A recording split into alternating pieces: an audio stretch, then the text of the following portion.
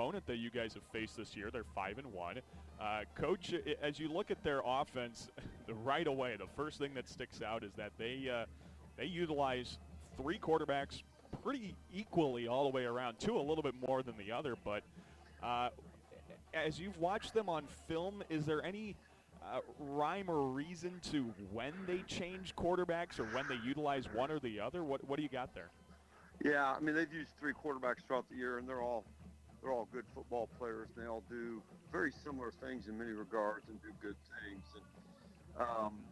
And in the last couple of weeks, I think they've used two more than the third one. You don't know. You don't know if there's an injury situation. I think you should always try to be very careful to try to get into the mind of another coach on why he's playing the players he is. So I fully, don't know and don't necessarily want to go into it. No, sure.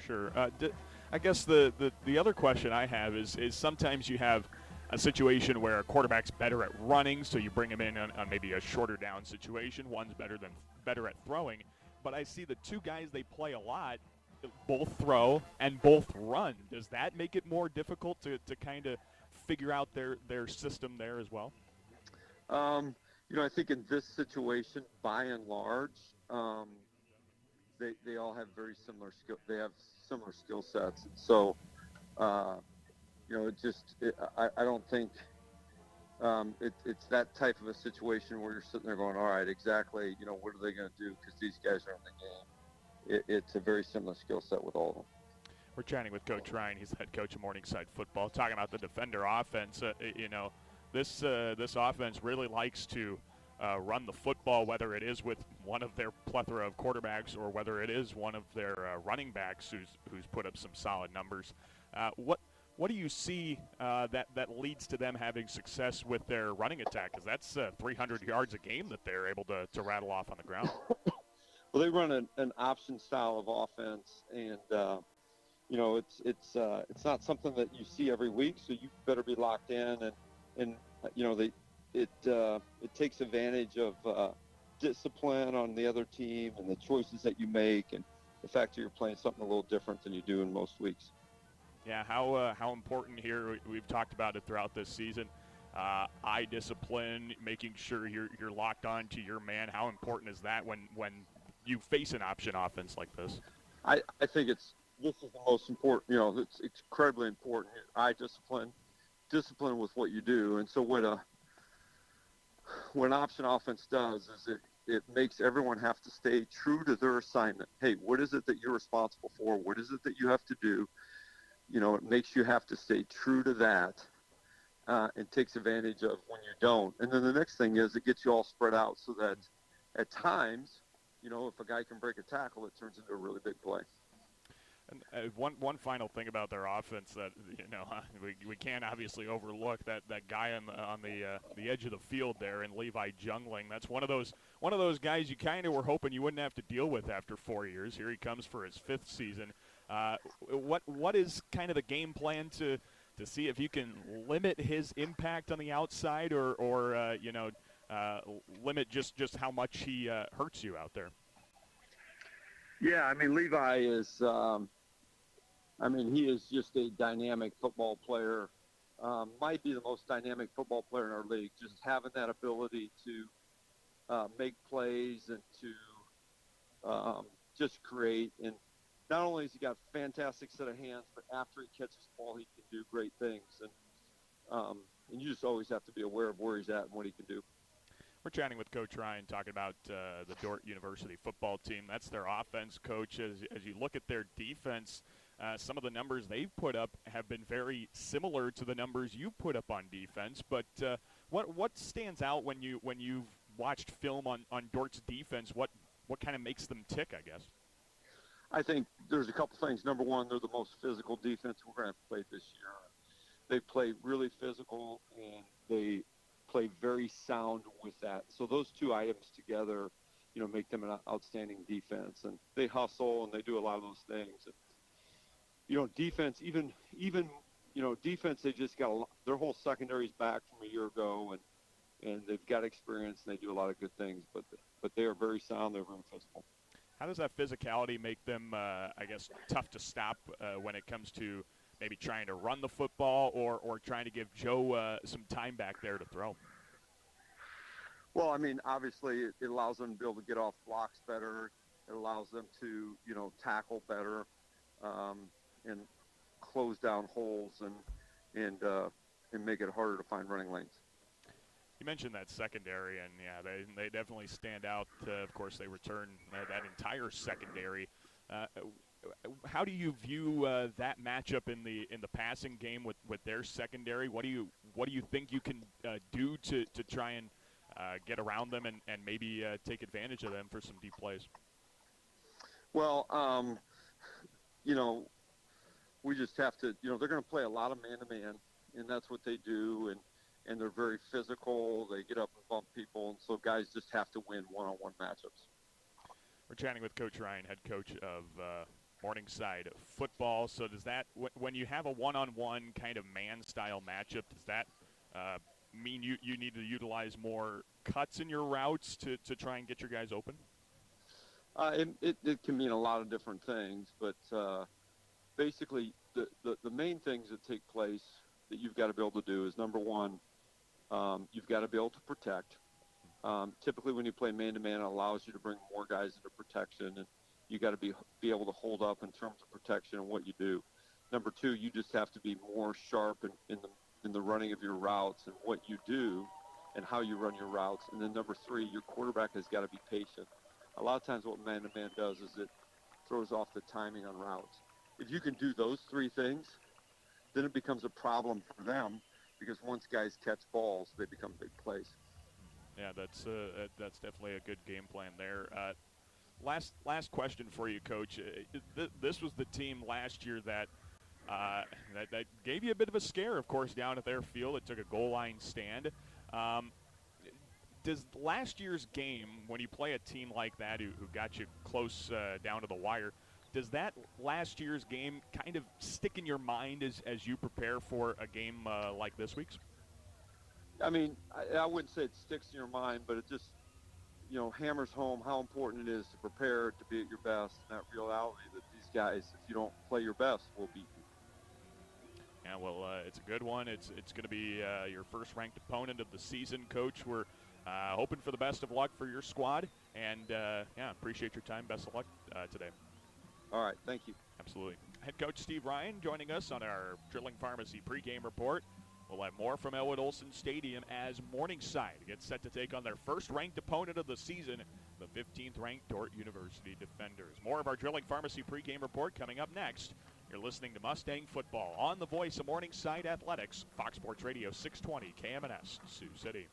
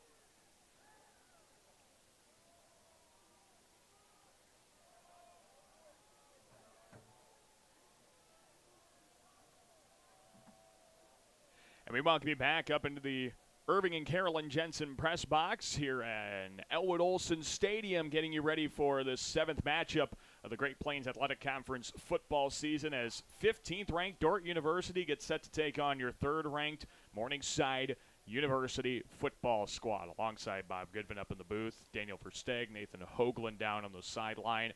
Get just a few minutes away, just a couple seconds away from kickoff, I should say, as the defenders won the toss. They elected to defer. They'll be kicking off to Morningside's offense. And we saw, what was it, 2 weeks ago at Hastings. Hastings had won the toss, elected to receive. And I think that almost sent a message, Bob, because Morningside the rest of the way shut down Hastings' offense.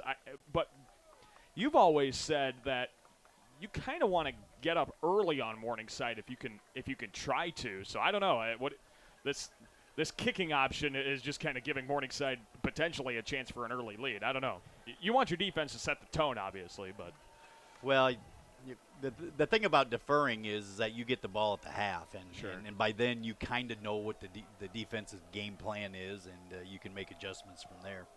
Well, Brett Zachman has teed this one up, and he boots it out of the end zone for a touchback. And we are underway with Mustang football here on KMNS Sioux City. Also the iHeartRadio app, 620KMNS.com. And a special welcome to those of you watching live on the Morningside YouTube video stream. Morningside's offense comes out onto the field led by senior quarterback Joe Dolenchek, who last week eclipsed the 10,000 career passing yards mark in the 84-7 victory over Briar Cliff. The Mustangs take the field on the left hash mark. It'll be 1st down and 10 from the 25-yard line. Dolenchek motions Schwagert over to the left side, actually more like getting him set over there. 2 receivers left, 1 right. Dolenchek in the gun. He turns and gives it to Sims straight up the middle across the 25 to the 30 and tackled forward to the 31-yard line. A pickup of 6 sets up 2nd and 4. Trying to pick up some early yards on this Dordt defense that only allows 108 yards rushing per contest and has only given up 2 rushing scores all year. 2nd down and 4. Dolenchek drops to throw. Looks over the left numbers. Pass is batted away and incomplete. Schwagert the target. The safety, Abraham Stays, comes around to bat that pass away. It's 3rd and 4. And Morningside there just ran some hitches into the boundary, and the safety sat on top of the hitch by number 2. Swigert, and knocked the ball down. It was a good play by the safety for Dordt.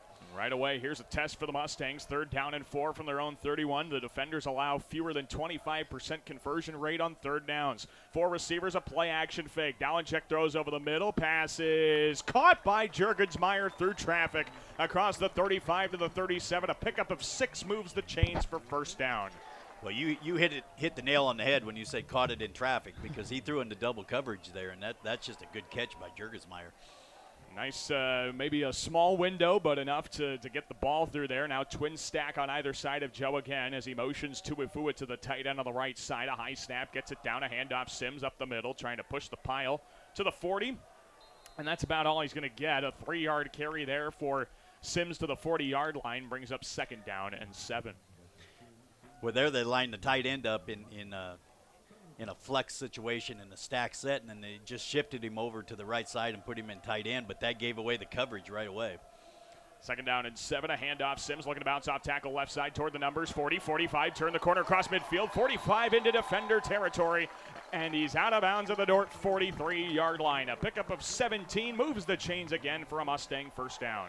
What you saw there from Sims was good speed, because the linebacker he just underestimated his speed and took the wrong angle to get him, and Sims just outran him. So right into defender territory now. A fresh set of downs for the Mustangs at the Dordt 43-yard line. Here's Dolenchek, motions a receiver left to right. Out of the gun, throws the screen to Schwagert in the motion. Right numbers to the 40, and gets a block. 35, jukes around a defender. 30, runs over another defender. In deeper defender territory to the 26. That's a pickup of 17. It's 1st and 10. Yeah, they took Swigert there, lined him up on the left, and motioned him across the formation, and a Dordt defender ran with him, and they just threw the bubble screen to him. That you can't cover that in man coverage that fast. 3 receivers left on the wide side of the field, 1 to the right. 1st and 10, 26-yard line of Dordt. A handoff left side. Sims takes a sweep up the left seam, 25, and tackled into the red zone of the 20-yard line. 6 yards, brings up 2nd down and 4. This Mustang offense converts very well inside the red zone, 79% conversion rate, scoring in the red zone. The Defender defense, though, has held opponents to only a 53% conversion rate when they get into the red zone. 8 scores against the Defender defense in the red zone and 15 tries. Here's 2nd and 4 at the Dordt 20-yard line. The Defenders rush 4. Dolencheck a 3-step drop. Throws left sideline. Caught by Schweigert. 15. Turned the corner and gets tackled out of bounds at the 12-yard line. 8 yards there for Schweigert. It's 1st down and 10. Swigert ran a shallow cross route there, and that's a man-beating route. Anytime you can start on one side of the field and run just shallow straight across, that's very difficult for man coverage to cover. Out of the pistol, handoff Sims, left side, in between the guard and the tackle, gets across the 10 and tackled forward to the 8. 4 yards brings up 2nd and 6 with under 12 minutes to play in the first quarter. Scoreless on our People's Bank scoreboard. Typical drive by Morningside. You're about 50-50 run to pass. And they're using it here to get into goal-to-go scenario soon. It'll be 2nd and 6 here from the Defender 8-yard line. Dolencheck in the gun. Has 2 receivers close to the right side of the line of scrimmage, one to his left. Tight end on the right side as well. Ryan Cole's in the backfield now. They motion Schweigert across the backfield. Dolencheck drops to throw, has the flat open, throws it over the middle. Incomplete of Sione Tuifua. Threw it ahead of Tuifua. It's 3rd down and 6, Bob. That flat out there was wide open. He'd still be running if they threw the ball to him. But, they brought Schweigert in motion that time, and nobody ran with him, so they got Dordt into a zone coverage, and nobody had the flag. You're exactly right. 11:25 left in the first quarter. The Mustangs trying to score. Dordt trying to hold them to a field goal or less. It'll be 3rd down and 6 from the Defender 8-yard line. As some new personnel comes in here, play clock is under 10 seconds. Dolencheck in the gun has 2 receivers left and 2 receivers right. Ryan Cole off his left hip. Motion Schweigert in. Dolencheck a 5-step drop out of the gun, faces pressure, lobs it up, passes picked off. No, it's incomplete. Nathan Kabongo got 2 hands on the overthrown ball of Caleb Schweigert. It forces 4th down and 8. That would have kept the Mustangs out of the end zone. Instead, Bob, they have a chance to kick a field goal. That might have put Dordt in the end zone going the other way. I mean, there might not have been anybody there to catch him. So Chase Carter will now come out for the field goal attempt. He is 1 for 3 on field goals this season with his longest from 25. This will also be a 25-yarder right on the left hash. Hold by Ladwig. The spot. The kick is through the uprights, and it is good. Chase Carter puts the Mustangs on the scoreboard first. 3-0. Morningside leads with 11:15 left in the first quarter. The drive doesn't get 6, but at least it gets points. The Mustangs lead 3-0. Dordt University will get the football when we return in 30 seconds to Elwood Olson Stadium. You are listening to Mustang Football on the voice of Morningside Athletics, Fox Sports Radio 620 KMNS, Sioux City.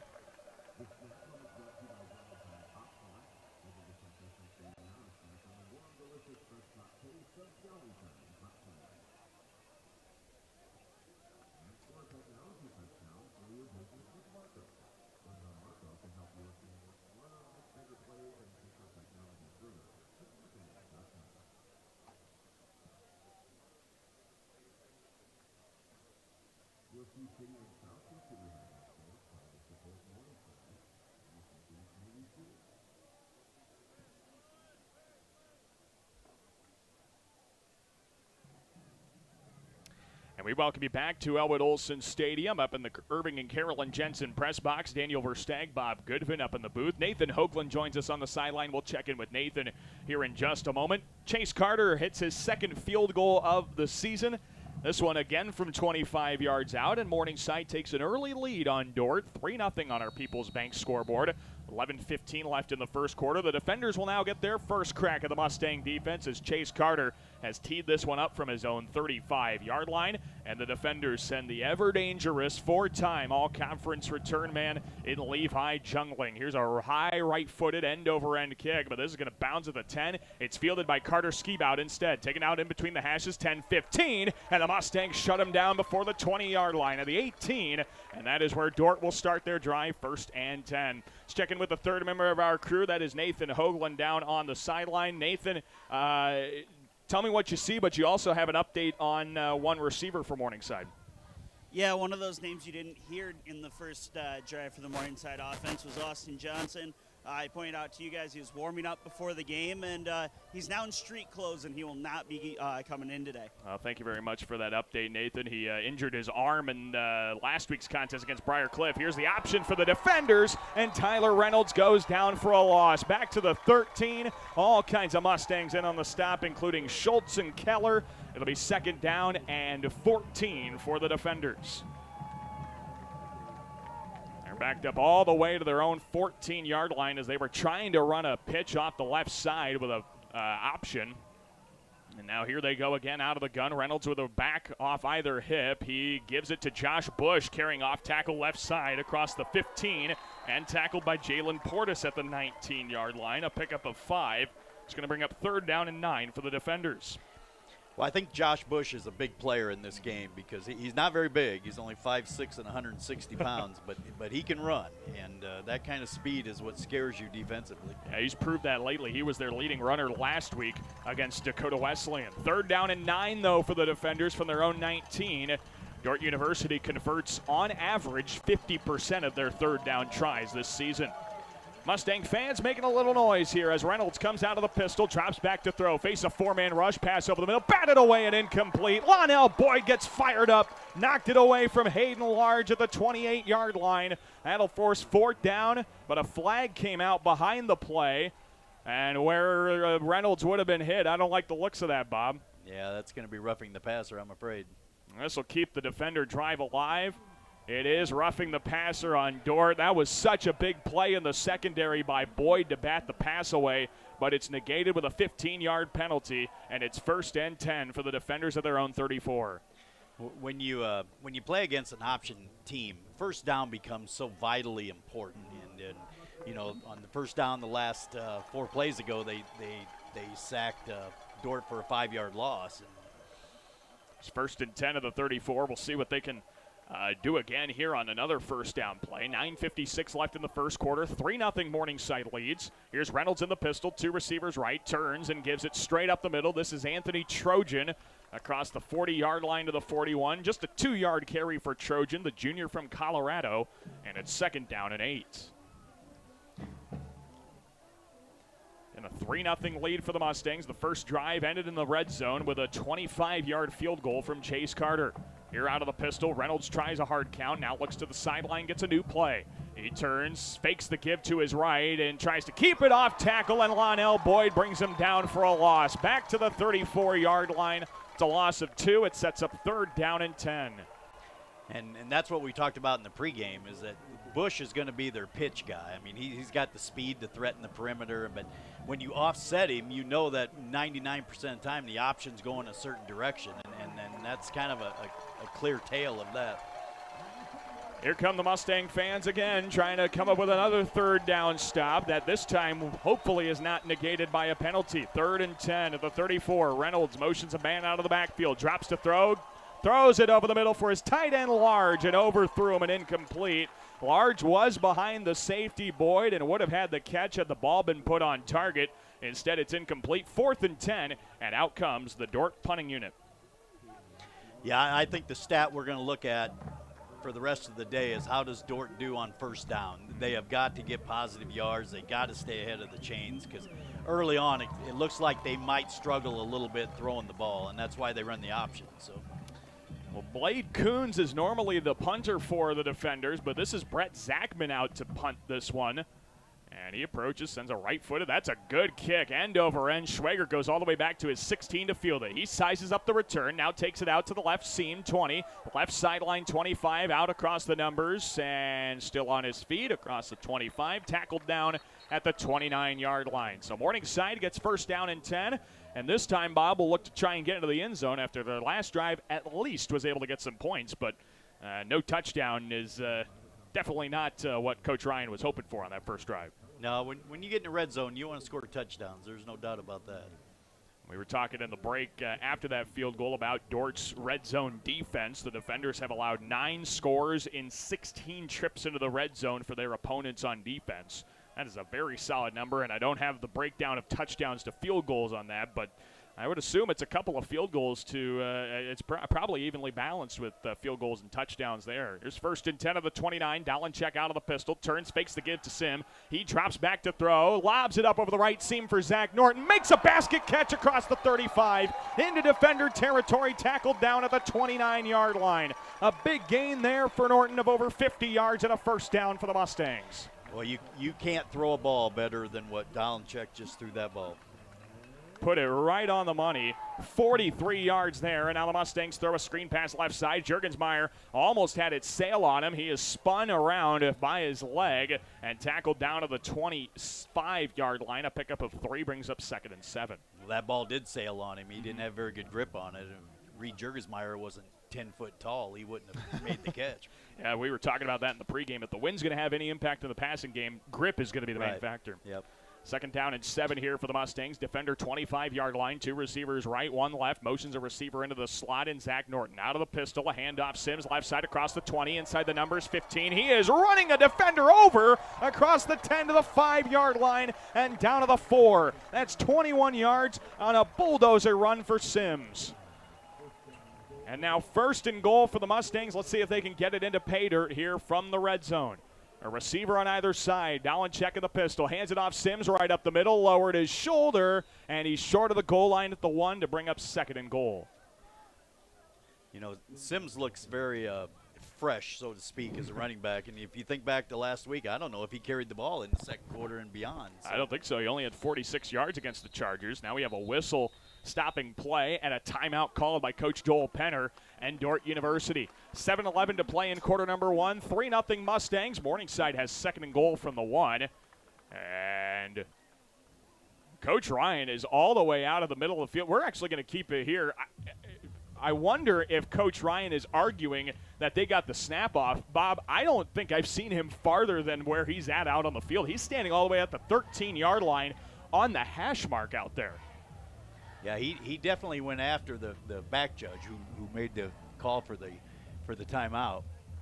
Yeah, he thought they got that snap off in time ahead of Coach Penner's timeout, but he was adamant. Him and Coach Claiborne and another coach were sprinting out to the officiating crew saying that they had that play off in plenty of time.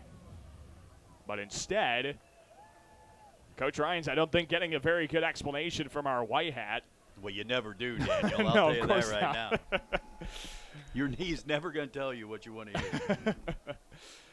Well, after the timeout here by Coach Penner, his first of 3 in the first half, it is 2nd down and goal for the Mustangs at the defender 1-yard line. See if Morningside can finish off the job and get in for 6 for the first time today. It was 7-11 in the first quarter, 3-0 Mustangs on our People's Bank scoreboard. An offset I formation with Towdy shielded to the left, and now a timeout from Coach Ryan and the Mustangs. So each coach using a timeout. We'll take a timeout this time. We'll be back in 30 seconds. 2nd and goal upcoming. You're listening to Mustang Football on Fox Sports Radio 620 KMNS, Sioux City.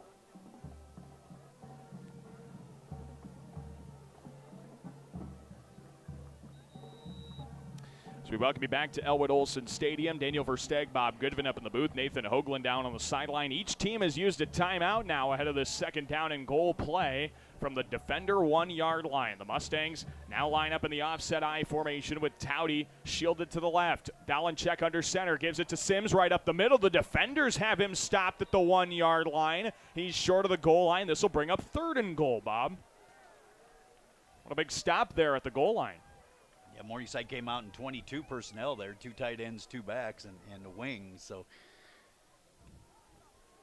now the Mustangs will try and reset here. This is what we were kind of alluding to. The defender red zone defense, maybe more specifically the goal line defense, is very solid. Here's Dalenchek in the gun, has a receiver right, a couple of tight ends left. Motions the receiver, handoff Sims up the middle. The defenders have him in the backfield again. This time a loss of 1 back to the 2. It's now 4th and goal for the Mustangs. And well, I think they're going to go for it. I think so too. Coach Ryan has got Reed Juergensmeyer right next to him. I think he's relaying a play to Reed, and now here comes Reed and Zach Norton out there bringing the tight ends off the field. Here's a big play in quarter 1, a 4th down and goal from the defender 2. Well, I think if you're Dordt, you better know where number 81 is. And right now, Juergensmeyer's lined up to the right side, the wide side of the field, and it's man coverage. There's no help on him. Boy, that defender bench is making a lot of noise. Here's Dalenchek of the gun, takes a helmet high snap, pump fakes the screen, looking for Reed, over the middle. It is dropped. The pass is dropped in the back of the end zone. It's a turnover on downs, and the defenders take over at the 2. That one hit him, and Reed just could not haul it in. A rare drop from the Mustang 5th-year receiver in the back of the end zone. Dordt takes over, down 3-0 on our People's Bank scoreboard, and the defenders have 1st and 10 from their own 2. Yeah, Morningside brought Swigert across in motion, and that showed you right away it was man coverage, but you knew that pre-snap, and I think the ball just kind of crossed the paths of too many defenders and blocked his view.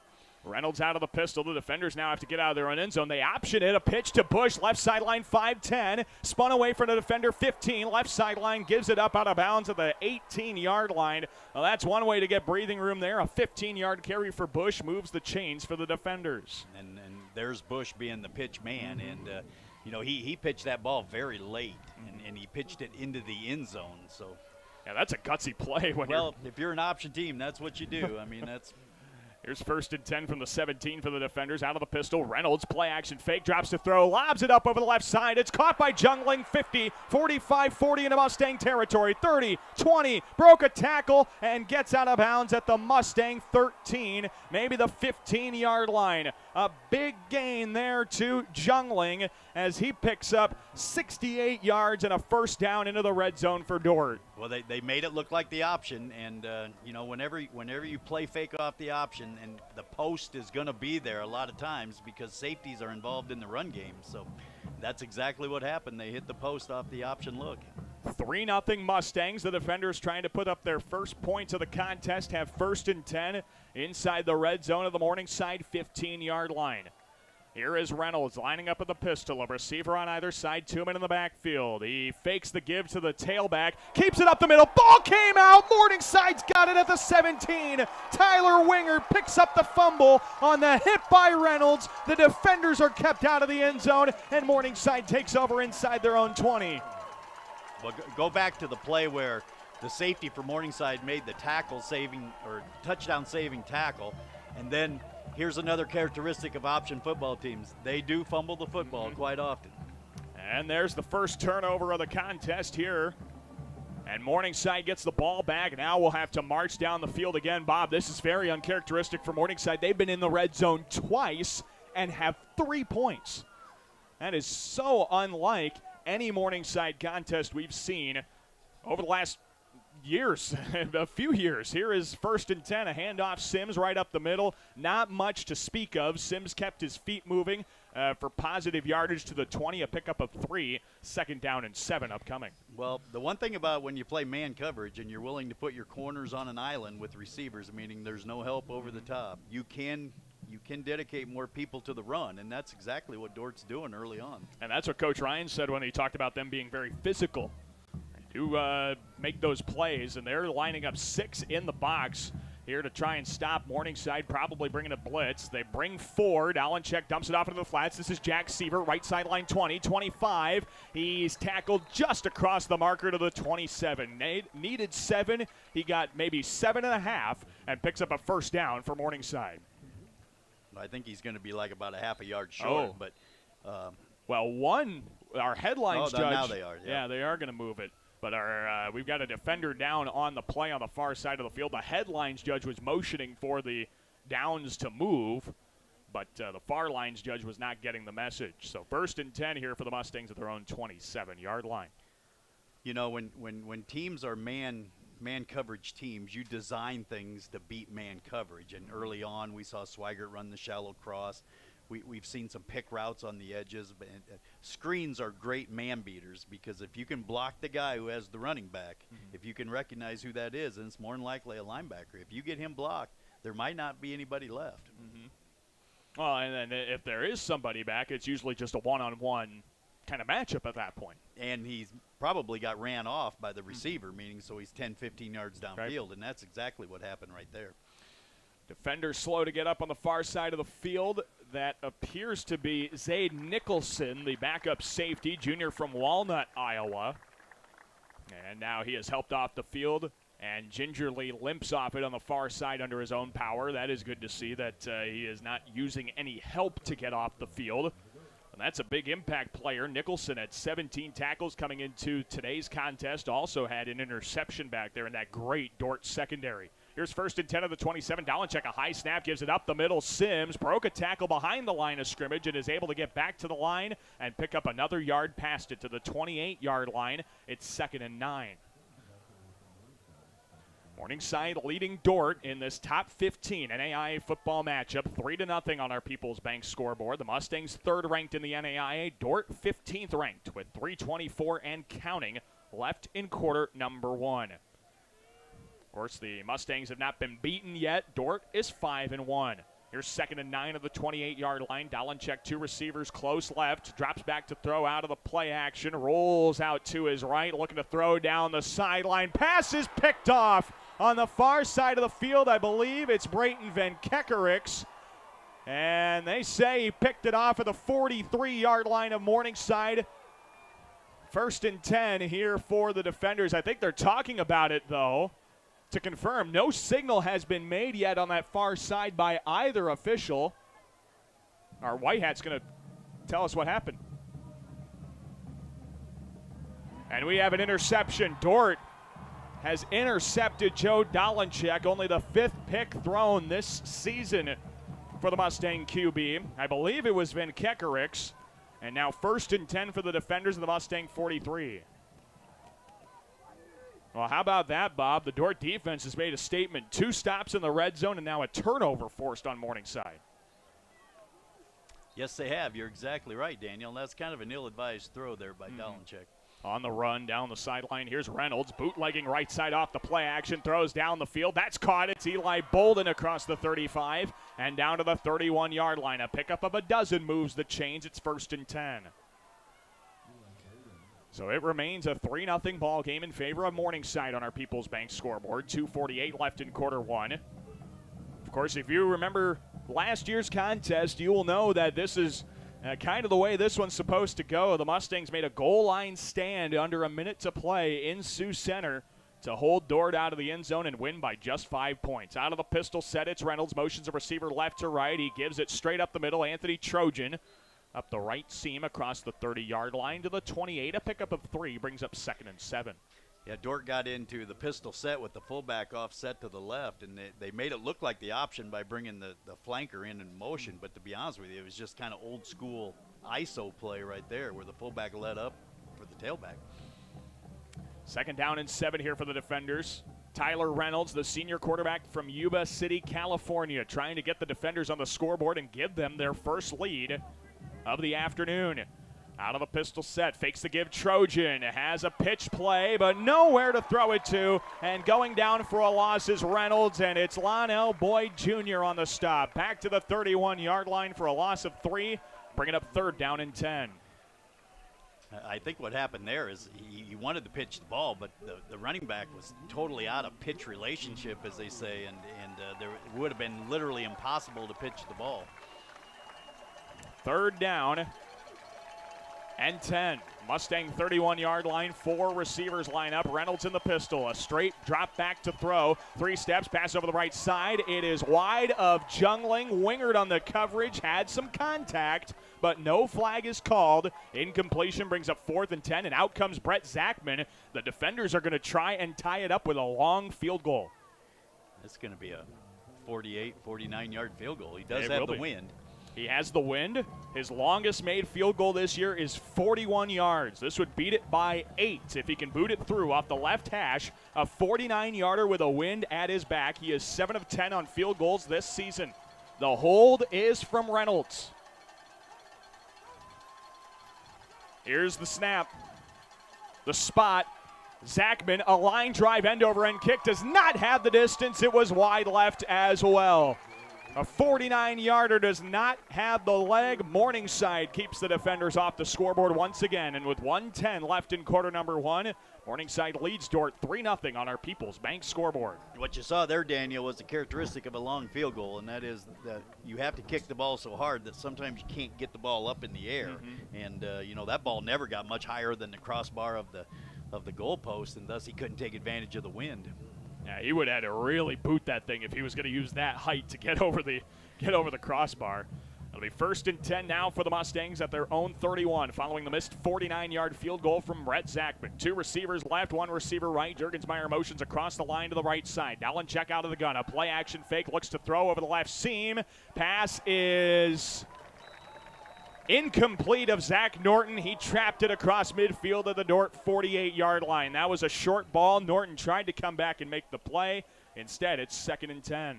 Yeah, I think that's a good call there by the umpire. I mean, he's the guy who has the angle on it, and I definitely think it was the right call. I think so, too. It looked like that thing bounced into his chest. 2nd down and 10 now. Dalenchek out of the pistol, gives it around the left side. Sims has some green, 35-40 in between the hashes, and a touchdown-saving tackle potentially from Nathan Kabongo at the 44. But Sims picks up 13, moves the chains. It's 1st and 10. Morningside trying to get one more score on the scoreboard here before the end of the first quarter, it looks like. 4 receivers. Dalenchek gives it up the middle. Sims dancing around in the backfield, nowhere to go. Now gets positive yardage across the 40 to the across the 45 to the 47. A pickup of 3 brings up 2nd and 7. Yeah, you don't say this too often, but that's a really good 3-yard run because somebody had him in the backfield and could have tackled him for a 2-yard loss. And he's had that a couple times today already. Here's 2nd down and 7 of the 47. 2 receivers right, 1 left. Out of the pistol, a high snap. Dalenchek gives it around the left side. Sims off tackle, 50, 45, 40, defender territory. And he's out of bounds at the 38-yard line. It's a pickup of 15 and another 1st down for the Mustangs. Clock at 11 seconds to play in quarter number 1. Morningside might have one more play in the first 15 minutes, leading 3-0 on our People's Bank scoreboard. Clock down to 3 seconds in the first. Dalenchek of the pistol with 1. He does not get that snap off in time, and we are through 1 quarter of football. Yes, this is still a Morningside game, and yes, our score is 3-0 at the end of 1 quarter on our People's Bank scoreboard. Morningside leads Dordt in a very nail-biting contest. We'll get a break in. We'll come back. 2nd quarter coming up in 1 minute. You're listening to Mustang Football on the voice of Morningside Athletics, Fox Sports Radio 620 KMNS, Sioux City.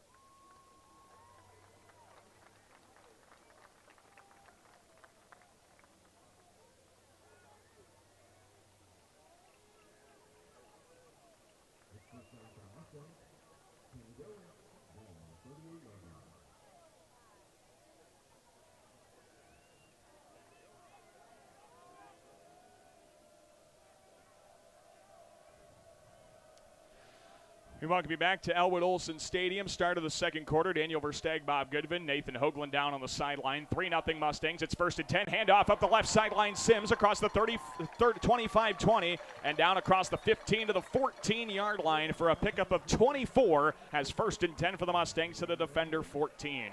Well, Morningside's been here before. This is their 3rd trip in the red zone, and Dordt playing man coverage down here, that allows them to really pack the box against the run. And, when you get down in the red zone, these are hard yards to gain. Morningside has been down in here twice and has come away with 3 points all day. 1st and 10, defender 14-yard line. Ryan Cole in the backfield now instead of Sims. And they give it to Cole off the handoff out of the gun. Around the left side, Cole gets across the 11, and he's tackled across the 10-yard line to the 9. Pickup of 5 brings up 2nd and 5. At that time, Dordt did not commit those safeties to the run. They were back in a too-high shell of some sort, and Morningside was able to gain 5-6 yards on 1st down. We have a whistle that stops play for a moment, I think just to move the spot of the ball, reset things. It's 2nd down and about 6 upcoming here at the defender 10-yard line. Dolenchek of the pistol, hands it off around the right side. Cole in between the hashes across the 5 is going to be good for a 1st down to the 4. Just got what he needed, and it's 1st and goal for Morningside. Well, here we are again, the 3rd trip inside the 5-yard line. And the last time they were down here, they turned the ball over on downs. The first time, they had to kick a field goal. So here is 1st down and goal from the defender 4. As Dolenchek lines up with Reed Jurgensmeyer off his right hip in the backfield. They motion their receivers and tight ends now. 3 receivers left, tight end right. Dolenchek in the gun. Sims to his left. Drops to throw on 1st and goal at the 4. Lobs it up, back corner of the end zone. Overthrew Reed Jurgensmeyer and incomplete on the coverage there was Tanner Milliken, the linebacker. And it's 2nd and goal for the Mustangs. But when Morningside shifted to the trip set right there, you saw you forced Dordt to show their hand coverage-wise, and it was man coverage all the way, and they tried to run a little rub route with Jurgensmeyer coming out of the number 3 spot, but he just overthrew him. Dolenchek pistol set, receiver on either side. He turns and gives it to Sims right up the middle. The defenders have him swallowed up for a gain of a yard, maybe, down to the 3. It's 3rd and goal for Morningside. Well, in military terms right now, you're fighting a battle that you're outnumbered. I mean, you can't get hats on hats here. They have more guys than you can block at this point because they're willing to put their corners on an island in coverage. 3rd down and goal. Morningside would love to get into the end zone. They have not been into the end zone yet today, even though they've been down close a number of times. Jurgensmeyer motions left to right. Handoff up the middle. Sims. He's stopped again at the line of scrimmage. It's 4th and goal at the 3. And the Mustangs will not try again this time. They're going to bring their field goal unit up to go up by 6. You know, a lot of times early in the game when you get inside the red zone and have to settle for field goals, that's kind of a bad sign for the future. But so we'll just have to wait and see. Well, this will virtually be a point after try. It's a 20-yarder right in the middle of the field for Carter. Basically a gimme 3 points off the hold of Ladwig. He's made this kick 50-plus times this year, and he makes it again. A field goal straight up the middle from Carter is good from 20 yards out. Mustangs lead 6-0 over the 15th-ranked defenders of Dordt University. Chase Carter, the star of the show, with a pair of field goals inside 30 yards. We'll get a break. We'll have the kickoff coming up when we return. 30 seconds when we return here to Elwood Olson Stadium on Fox Sports Radio 620 KMNS, Sioux City.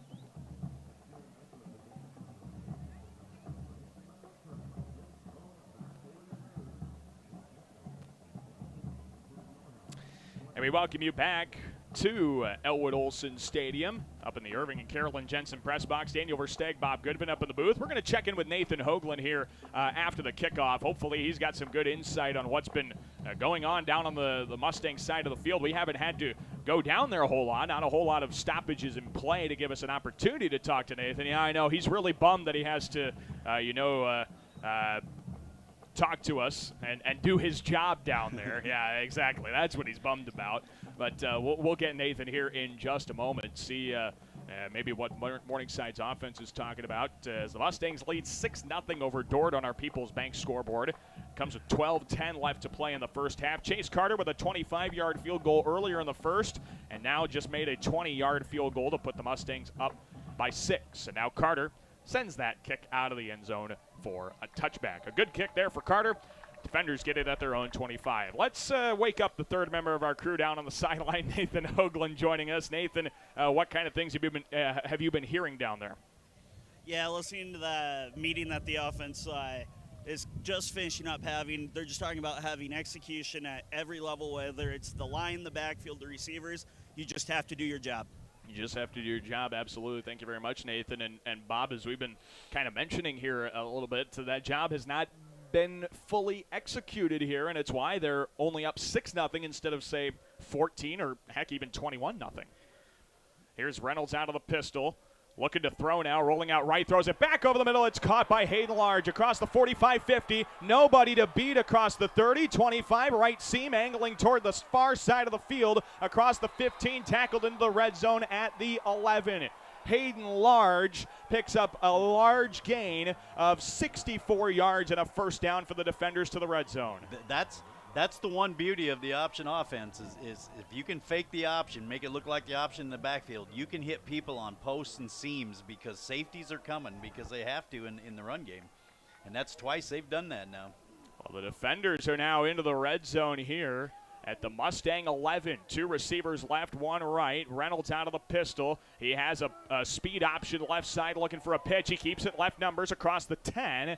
And he's tackled there at about the 8. A pickup of 3 for Reynolds. It's 2nd down and 7. You know, you're exactly right, Daniel. That's a speed option. There's no dive. There's no read. It's just the quarterback getting to the perimeter as fast as he can. But, you know, again, it just looks to me like their pitch relationship is a little off because the running back is way in front of the quarterback. I mean, he's 6-7 yards in front of the quarterback at some point. 2nd down and 7. Reynolds rolls out right. He's keeping it across the 5 and into the end zone. That's a defender touchdown. This game's tied at 6 points apiece. Tyler Reynolds has his 4th rushing touchdown of the season. First score for Dordt, and a point after try upcoming could potentially give the defenders the advantage. And there you see the advantage of the option on the goal line, and that is if you don't have your guy, if you're not doing your job, the quarterback's going to walk in the end zone untouched. So here is Brett Zachman. He is tasked with giving the defenders the lead, tied at 6, 11 minutes to play here in the first half.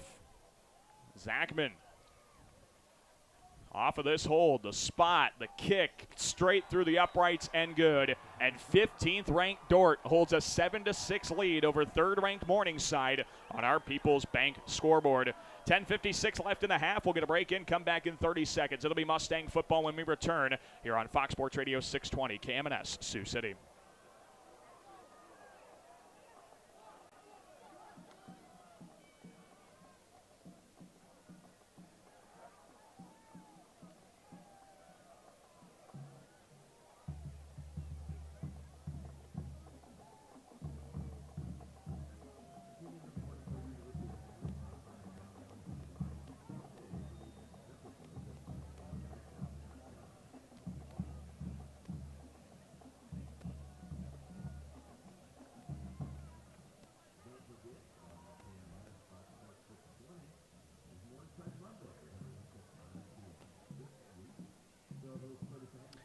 We welcome you back to Elwood Olson Stadium up in the Irving and Carolyn Jensen press box. Daniel Verstag, Bob Goodfin up in the booth, Nathan Hoagland down on the sideline. We'll get Nathan in here once again. We are able to get him twice now here in this quarter. Fantastic chance here to hear from Nathan in just a few minutes. 10:56 left in quarter number 2. The 15th ranked defenders lead the 3rd ranked Mustangs 7-6 on our People's Bank scoreboard. Here's a high right-footed end-over-end kick. Schwager can field it right sideline to the 5, out to the 10, 15, and spun around, brought down inside the 20, right at the 20-yard line. Morningside will get the football 1st and 10 at their own 20. Let's check in with the 3rd member of our crew.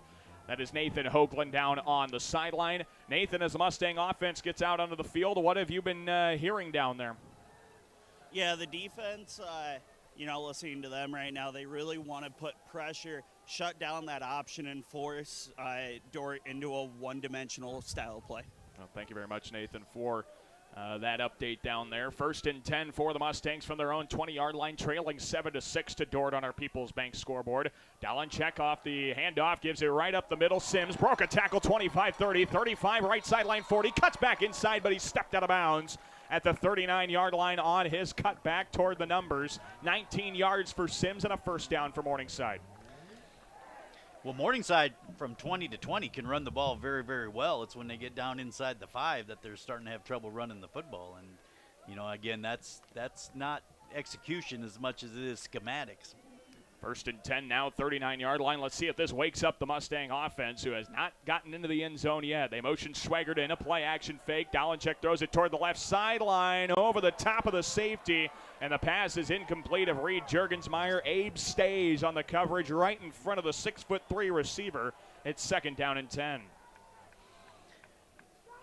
Well, again, they brought Schwagert in motion, and the corner ran with him, and so that at that point it's man, and you got Juergensmeyer on the safety, and just Dalenchek just kind of underthrew the ball just a little bit.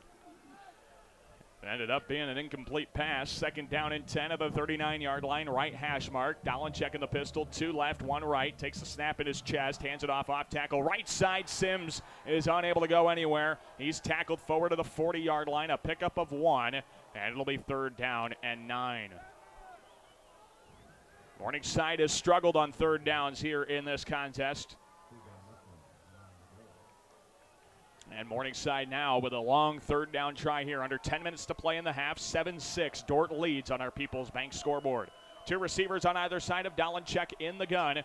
On 3rd down and 9 on the Mustang 40-yard line. Motions Juergensmeyer in toward the slot. Dalenchek 3-step drop, faces a 4-man rush. Throws toward the right sideline, caught by Juergensmeyer across midfield and out of bounds into defender territory at the 45. 15 yards for the Mustangs and a first down upcoming. Yeah, that's a really good scheme right there. They motioned Juergensmeyer in just a little bit to the number 2 receiver, and then he ran deep with number 1 and then ran a little pick route off of him, and he was wide open. 1st down and 10, defender 45-yard line, 2 receivers left, 1 right. Handoff Sims, and he is stopped in the backfield for a loss of 2 to the 47-yard line. Only a loss of 1 on the play, 2nd down and 11. Boy, Bob, I can't remember the last time Morningside had been stopped this many times for losses on their ground game. Well, part of that is because you haven't seen teams that just are willing to play nothing but man coverage, and again, when you can do that, you can contribute a bunch of guys to the run.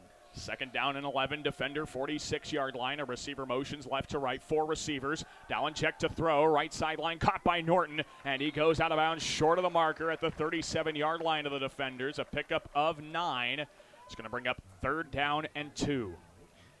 There, Dordt only rushed 3 guys and dropped 8 in coverage and played zone and tried to keep the ball in front of them, which they did a pretty good job of. So 3rd down and short. Let's see if the Mustangs can pick up another first down here. 3 receivers left, none right of Dalenchek in the gun. Oh, the defenders jump into the neutral zone. Free play for Joe. Lobs it up down the left sideline and overthrew. Schwagert and incomplete, just barely. But the Mustangs will pick up 5 yards and a first down off the offsides from the defenders. I don't know if you saw the end of that play, but Schwagert did such a good job in his route. He hesitates just a little bit, and then he pushes off on the defender to get separation, and then Dalenchek just overthrew him by about 2 feet is all. But that's a really good route by Schwagert. Morningside, unfortunately, does not get the completed pass off it, but does get the first down off the penalty. 8:11 to play before halftime. 15th ranked Dordt leads 3rd ranked Morningside 7-6 on our People's Bank scoreboard. Morningside lining up with 3 receivers to the left, and again, none to the right. Off the right hip is Sims. Dalenchek in the gun. Takes the snap, gives it to Sims. Looking off, tackle left side across the 30, in between the hashes to the 25. Tackled forward to the 24, and a pickup of 8 for Sims sets up 2nd and 2. Morningside is now starting to get back down toward the red zone again, a place they have yet to score a touchdown in. They have scored 2 field goals on their 3 or 4 trips into the red zone. 2nd and 2. Dalenchek gives it up the middle. Sims has first down yardage, 20. Cuts it out to the left seam, 15. Broke a tackle down to the 11-yard line. And a big gain there for Sims of 13 yards. Moves the chain and brings up 1st and 10. You know, we said this earlier, but from 20 to really from 10 to 10, Morningside can run the ball like a hot knife through butter. But when they get down here is when they struggle. And I kind of think they're probably going to have to throw the ball in the end zone to score a touchdown here. Well, they have 1st and 10 here from the defender 11. 2 receivers right, 1 left. Mike Minor's into the game now off the right hip of Dalenchek. They play action to Minor. Looks to throw toward the right corner. And overthrown of Reed Juergensmeyer again in the right corner of the end zone, backside. Juergensmeyer reached out with his left hand, couldn't haul it in. It's 2nd down and 10. And that's the same route they ran earlier where Dalenchek overthrew Juergensmeyer back here at the midfield. And he had him in the corner of the end zone. He was open. He just overthrew him. He was very open. 2 men around him, but neither one close to making a play on him.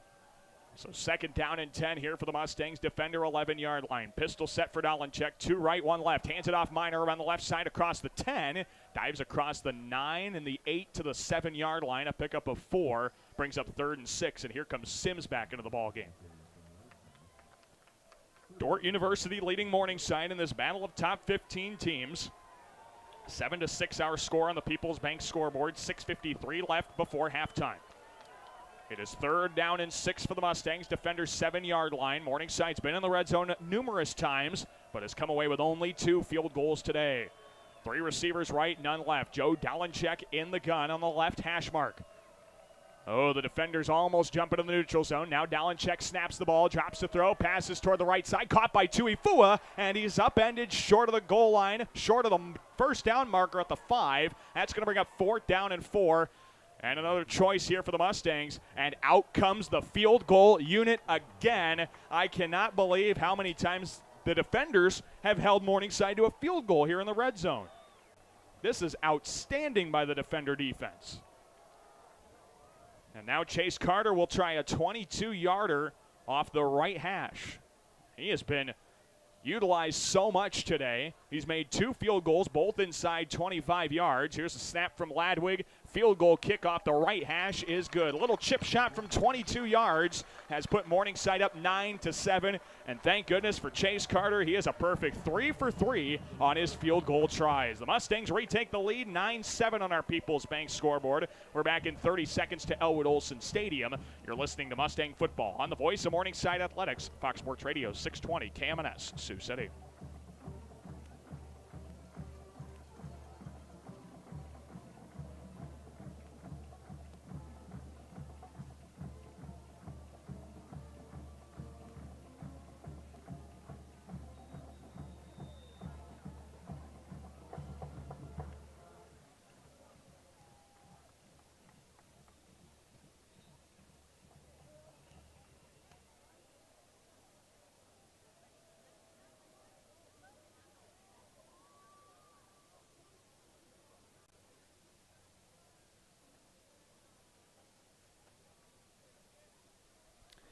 We welcome you back into the Irving and Carolyn Jensen press box in Elwood Olson Stadium. Daniel Verstag, Bob Goodvin up in the booth. Nathan Hoagland is down on the sideline, and we will check in with Nathan here in just a moment. 9-7. 3rd-ranked Morningside is back on top of 15th-ranked Dordt on our People's Bank scoreboard. A 22-yard field goal from the lone offensive producer, lone point producer for the Mustangs, and Chase Carter. And now Carter will boot this thing away right-footed end-over-end kick out of the back of the end zone on a bounce. Send it down to the 3rd member of our crew. That's Nathan Hoagland. And Nathan, what kind of things are you hearing down there as you roam the sideline? Yeah, listening to the offensive unit come off the field right before that field goal, a lot of it right now is miscommunication, whether that's running backs, receivers, Joey, everyone. They're just trying to clear everything up. Oh, thank you very much, Nathan. And that's not something we hear very often from Morningside, miscommunication. They're usually on the same page. Yes, they are. 1st and 10 here for the defenders from their own 25-yard line following the touchback. Reynolds out of the pistol. He gives it right up the middle. This is Anthony Trojan. Across the 25, the ball came out. I think he was down. I don't think so. I don't think so. That is going to be a Mustang football. Well, no signal yet. Our officials are going to talk about it, and they give it to Morningside. Wow, a fumble in the pile, and the Mustangs get it at the defender 31-yard line. How about that? Now we have a flag that comes out late. Well, right now the ruling is Mustang football at the defender 31. But we've now seen a flag thrown, maybe a sideline warning. I'm not sure exactly. Our officials are discussing this one. This will be an interesting explanation, whatever our white hat gives to our crew here. Let's see what we got for a call. Let's see if we can pick them up, too.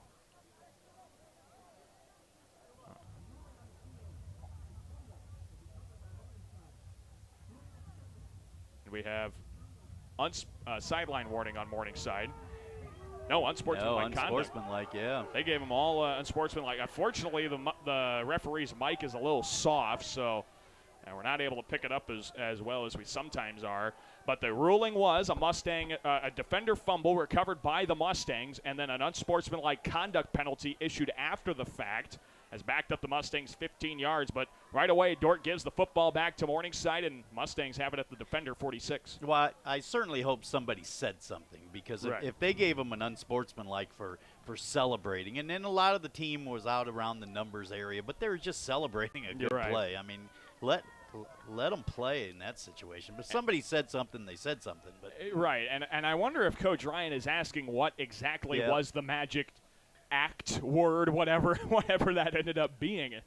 I really think they just got them for celebrating, and there wasn't anything blatantly bad about what they did there, unless somebody said something. Of course, and obviously we don't. Thank goodness we don't have a mic on the field. I think that would get us in more trouble than it would give us positives. Here's 1st and 10, defender 46, handoff Sims, off tackle left side across the 45 to the 40, runs over the 40-yard line, tackled forward to the 37. That's 9 yards for Sims. 2nd down and 1. Again, Bob, we're seeing Morningside be able to run with ease at this part of the field, but once they get inside the 15 or the 10, it is tough. Yeah, they're running the ball from the 10-yard line to the 10-yard line at will on Dordt. But when Morningside gets the ball inside the 10, that's when they stiffen up. 2nd down and 1, defender 37. Handoff Sims up the middle. 1st down yardage across the 35. Shed a tackler and is ruled down of forward progress and knocked down at the 33-yard line. That's 4 yards when he needed 1, and a 1st down for the Mustangs. I have a hunch here. This play or the next play, they're going to take a shot deep in the end zone and maybe off a little play action look. Well, I'm looking forward to it, either this play or the following play. You heard it here first from Bob Goodman up in the booth. I like the call, though. Let's see. 1st and 10 here at the defender 33. Dallin, a receiver on either side. Cole off his left hip. They give it to Cole up the middle across the 30, 25, and 1st down yardage up the left seam. Tackled forward to the 21-yard line. A dozen yards there for Cole. It's 1st down and 10. But again, they're getting 8-10 yards a carry until they get inside the red zone, and specifically inside the 10-yard line. 4:24 left in the first half, 9-7. 3rd-ranked Morningside leads 15th-ranked Dordt on our People's Bank scoreboard by just 2 points. 3 Chase Carter field goals are the only scores for the Mustangs. Swigert motions into the backfield, now spins around to the right. Dallin dumps it off into the flats. This is Cole left sideline 20 and tackled forward to the 15-yard line. A pickup of 6 there on the screen to Cole. It's 2nd and 4. Boy, that's a good open field tackle, because that might have been a touchdown, and they just weren't able to block the guy who had the running back on the screen. If they could have blocked him, it would have been a touchdown, because there's nobody left over there. Looks like Drew Dom that made that open field tackle, the outside linebacker from McCook, Nebraska. 2nd down and 4. Defender 15-yard line. Dallin out of the pistol. Gives it left side Sims looking for a hole. Not much there. He's able to pick up 2 to the 13. It's 3rd down and 2 upcoming for Morningside. Again, the defenders showing their red zone defense and trying to keep the Mustangs from scoring a touchdown. They actually gave him an extra yard to the 12, so it's 3rd and 1 here. Dallin of the pistol, receiver on either side. Dallin a quarterback sneak. That second effort might have gotten the 1st down, and it did. Up to the 10-yard line, a 2-yard quarterback sneak right up the gut. It'll be 1st and goal to the 10. Here comes your shot in the end zone right here, Daniel. All right. I like it, because you've said they need to be throwing here at this part of the end zone, because running has not worked down here at this part of the field. And throwing on the couple times they have thrown, a fade to Reed has not worked either, but we'll see what they come up with here on 1st and goal from the defender 10, under 3 minutes and a half. Pistol set, handoff Sims, left side. Defenders have him grabbed, but Sims keeps his feet moving and is tackled forward to the 7. 3 yards brings up 2nd and goal. I think here on one of these downs, you may look for a passing opportunity, although Coach Ryan may be looking to run this thing into the locker room here for halftime as close as he can. He can't take it down all the way to the end of the second quarter with 2:20 left in the quarter. That's way too much time. But he can milk that clock way down. He can get it down to about a minute. There's no doubt about that. Here is second and goal from the defender 7. Dalenchek, 2 receivers right, 2 left, really close to the line of scrimmage. Sims off his right hip. Dalenchek gives it to Sims again up the middle, and the defenders stand him up, but Sims able to lunge forward for another 2 yards to the 5-yard line. It's third and goal at the defender 5. You might run the clock down here a little bit and then take a timeout and get the play exactly that you want. The Mustangs could run this down to about 1:20 left in the half. Coach Ryan, I think, is getting ready. He's walking over to the headlines judge. Well, maybe not. This will be third down and goal from the defender 5. There is 10 seconds on the play clock, 1:30 on the game clock. Dalenchek, 3 receivers right, none left. He's looking to throw. Right corner. That pass is wide of Reed Juergensmeyer again and incomplete. It's fourth and goal at the 5. Clock stopped with 1:22.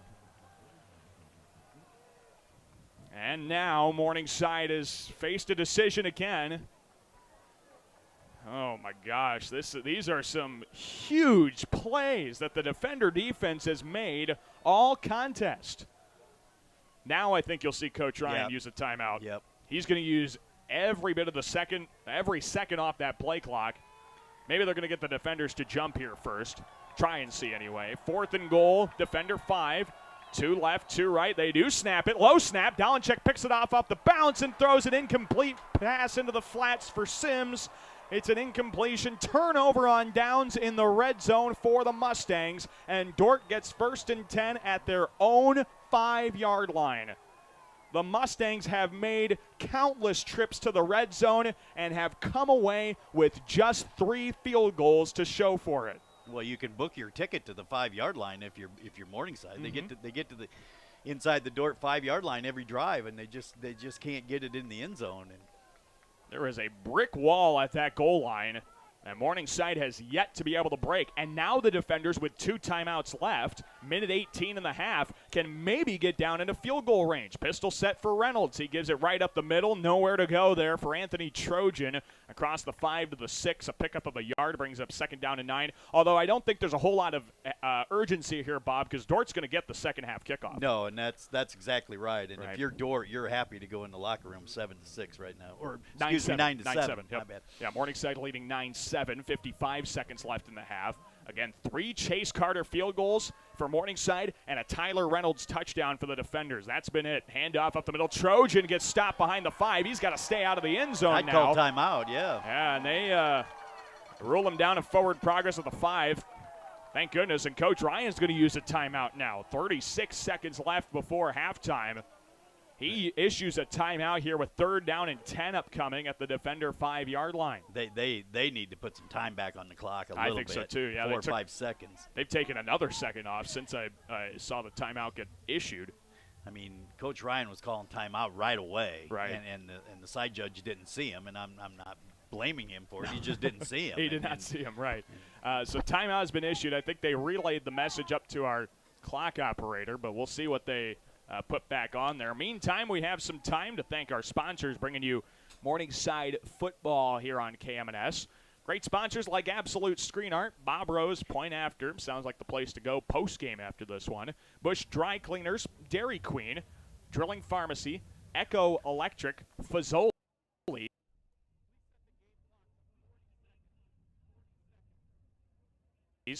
Her Health, Hy-Vee, Jimmy John's, Jolly Time Popcorn, Lewis Electric, Lonnie Hole Realty Specialists, and Long Lines are sponsor of our post-game coverage. Coming up at halftime, we're going to take a look at scores from around the G-Pack and recap the first half of this contest as well. That's coming up at halftime, and that is coming up in 40 seconds. They added another 5 seconds onto the clock, Bob, so 40 seconds here for the defenders, have third and 10 at the 5. If you're Dordt now that you know Morningside's going to use that last timeout, if they don't come up with a first, do you then take a shot to try and pick up a first so you can just go into the locker room? Well, I'd be a little leery of that. You know, you're not a passing team. Right. I know they've hit a couple long passes, but they're not going to beat you throwing the ball. And so I'd be a little conscientious of that. Well, here we go. 3rd down and 10. This is a big play. Morningside's trying to get the ball back. See if they can put up a score quickly before halftime. Pistol set. Reynolds drops into the end zone to throw. Lobs it up over the right seam and throws an incomplete pass across the 30-yard line. That's going to bring up 4th and 10. The Mustangs don't need to use a timeout, and the defenders are forced to punt from their own 5 with 35 seconds left in the half. And more importantly, Bob, Morningside keeps a timeout in their pocket. Heck yes, and Dordt's kicking into the wind out of the end zone. Right. So, and like I said, that pass right there wasn't even close. No. And I mean, they're an option football team. They can beat you throwing the ball, but they're not going to beat you throwing the ball, if you know what I mean by that. Right. So. Blade Coons, now the regular punter, stands 9 yards deep in his end zone. The Mustangs bring a bit of a rush, and now Coons gets this off the end of his foot. This bounces and dies at the defender 30-yard line. So Morningside, with 27 seconds left, has a timeout in their pocket, leading 9-7. And Bob, a couple of chances maybe to try and get into the end zone. I think we've seen Morningside be able to do this before. But against Dordt's defense here today, this could be a tall task. Well, probably what you don't want to do if you're Morningside is get inside the 5-yard line. Huh? You want to score from out here. You want to score from out here, yeah. So Morningside's going to get it at the defender 31-yard line. Yeah, the red zone has been almost a death sentence for the Mustangs to try and score touchdowns. We'll see what Morningside has here with 27 seconds before half. 1 timeout left for the Mustangs. 2 receivers on either side of Dolenchek in the gun. The defenders rush 3. Here comes the 4th on a delayed blitz. Dolenchek throws left sideline. Passes batted up in the air and incomplete. Reed Juergensmeyer, the intended target. 2 defenders on him. And the incompletion as Dan Jungling bats it away brings up 2nd and 10. Yeah, they had Zach Norton running a dig route over the middle of the field, and Dolenchek didn't see him because he was open, and that's why there were 2 guys on Dolenchek on the sideline, because Norton was running wide open. 2nd down and 10, 21 seconds left in the half. Empty backfield here for Joe Dolenchek. 5 receivers, 3 right, 2 left. Motions Juergensmeyer to the left side to put 3 there. Dolenchek, a helmet high snap, 3-step drop, looks to throw right sideline toward the end zone. Pass is incomplete. Well wide of Zach Norton and incomplete. Mino Jones, the senior from San Diego, on the coverage. It's 3rd and 10, 14 seconds left in the half. I don't think Dolenchek's real happy with Norton right there. I think he thought he was going to run a deep comeback route, and Norton never came out of his route, and they're definitely not on the same page. No. Let's put it that way. Yeah, Nathan brought that up on the sideline report here just a few minutes ago, trying to get into cohesion. 3rd down and 10, 2 receivers right, 1 left. Motions Juergensmeyer left side at the defender 31. A play action fake. Dolenchek to throw. Right sideline. It's caught by Norton for 1st down. Yardage to the 19. Clock will stop for a moment. 9 seconds. The Mustangs hustle and have 1st and 10. I think you spike it here. I think so too. Now a timeout. Timeout. Coach yep. Ryan uses a timeout. We're going to keep it here. These timeouts have been used in crucial spots. We're going to check in with the 3rd member of our crew, Nathan Hoagland, down on the sideline with 9 seconds left before halftime. Nathan, what kind of things have you been hearing from the Mustangs side of the field as they've tried to work down the field here before half?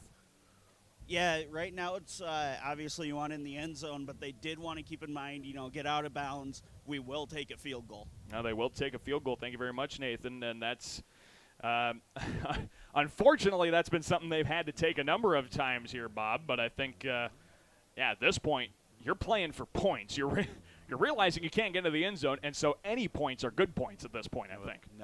No doubt about that. But I think if you think about this upcoming play, you only got 9 seconds left on the clock in the half. So, one, you got to throw the ball, of course. Right. And 2, you probably got to throw the ball to at least the chains and get the 1st down to stop the clock so you can spike it, or throw the ball in the end zone, one or the other. Right. Yeah, you have one chance, and you don't want to catch it either inbound short of the 1st down marker, or I guess that's the only other scenario. You really don't want to catch this thing close to the middle of the field. Right. If you get tackled in front of or behind the chains and don't get the 1st down, I'm afraid the time's going to run out, I'm afraid. Well, here we go. First down and 10, defender 19-yard line. 9 seconds to play in the half. No timeouts for the Mustangs. Dalenchek drops back to throw, looks to the end zone, throws it back corner. Caught by Norton. It got batted out at the last second. Are you kidding me? What a play. Lucas Huttinga, the freshman safety, knocked that out of the hands of Norton. And with 2 seconds to play, the Mustangs go for another field goal. Oh, my goodness. He had that thing, Bob. Yep, that's a good play by the safety to come up and knock the ball out of his hands. The ball looked like it slipped out of Dalenchek's hand because it wasn't a very tight spiral throw. And now a whistle timeout. Coach Penner wants to ice Chase Carter here before halftime. He uses a timeout. 9-7 Mustangs, 2 seconds left in the half. We'll take a short break, really short break. We'll come back in 30 seconds. A 36-yard field goal upcoming for the Mustangs when we return on Fox Sports Radio 620 KMNS Sioux City.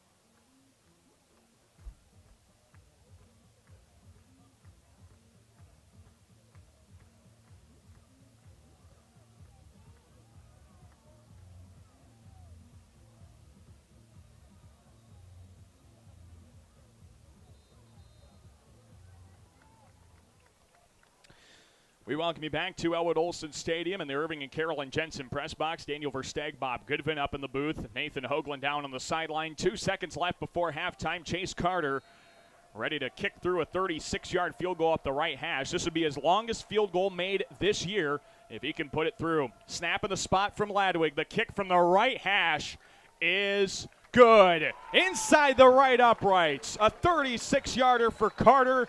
Ends the half on a positive note. 12-7. Morningside leads Dordt at halftime on our People's Bank scoreboard. Chase Carter is the star of the game. Look at the celebration Anthony Sims is giving him. This slapping him on the helmet, giving him hugs. Chase Carter is the hero today. He's got 4 field goals made, and the Mustangs lead 12-7 over Dordt heading into the locker room. When we come back, we'll take a look at our first half stats and take a look at scores from around the Great Plains Athletic Conference as well. It's 12-7. Third-ranked Morningside leads 15th-ranked Dordt on our People's Bank scoreboard. We're going to break in. We'll come back. Your halftime coverage coming up in 4 minutes on Fox Sports Radio 620 KMNS Sioux City.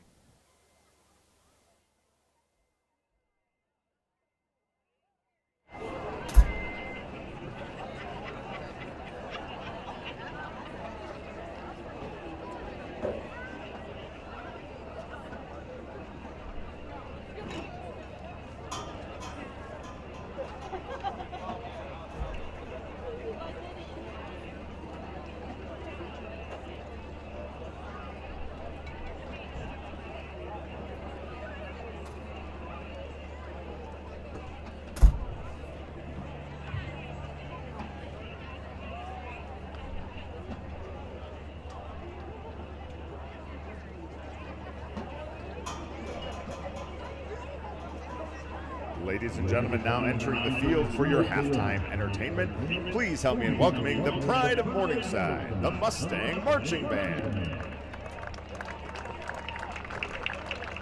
Today we present our second show of the season entitled Get Up and Dance. Up first, you'll hear Lizzo's pop hit that rose to number 4 on the Billboard charts in 2019. Here is Juice.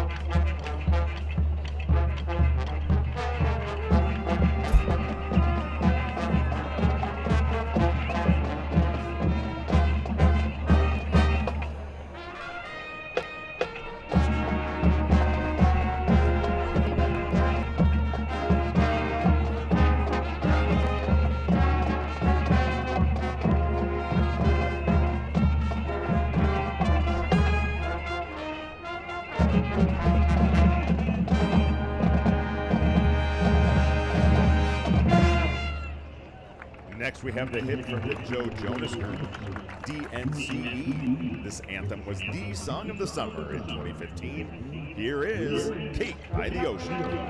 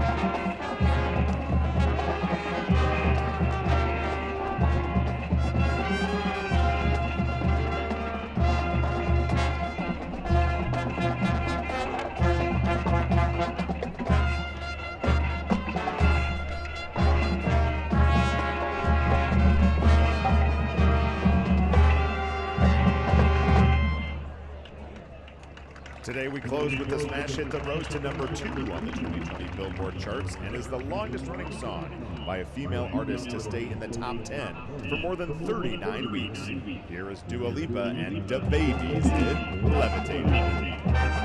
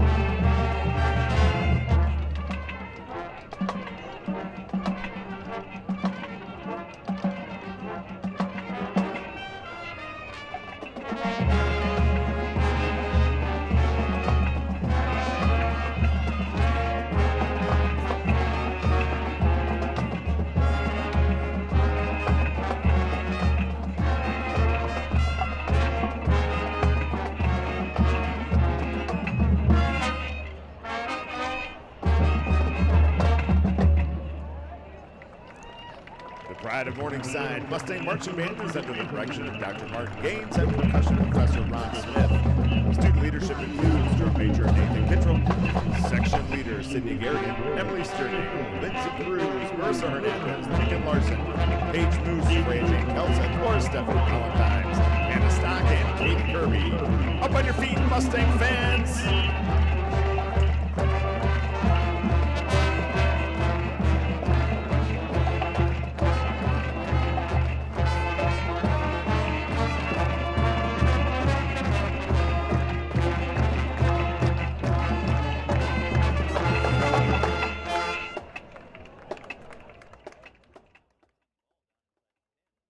Dort's locking you up in man, and thus they can commit more guys than you can block to the run. I mean, and that's so you can talk about execution all you want, but the fact is you're fighting an army that has more men than you, and you know, I hate to use a military analogy, but that's literally what you're doing. And, right. And I'll tell you this as a play caller.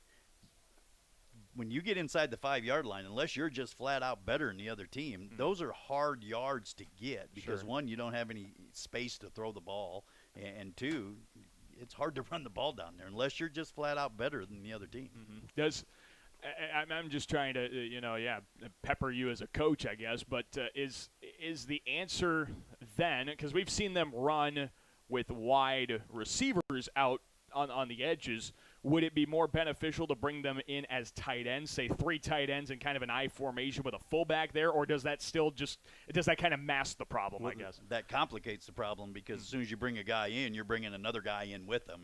And, and I use the analogy, you're bringing flies to your corn on the cob. I mean, there's another way of saying that, but I'm not going to say that. Absolutely.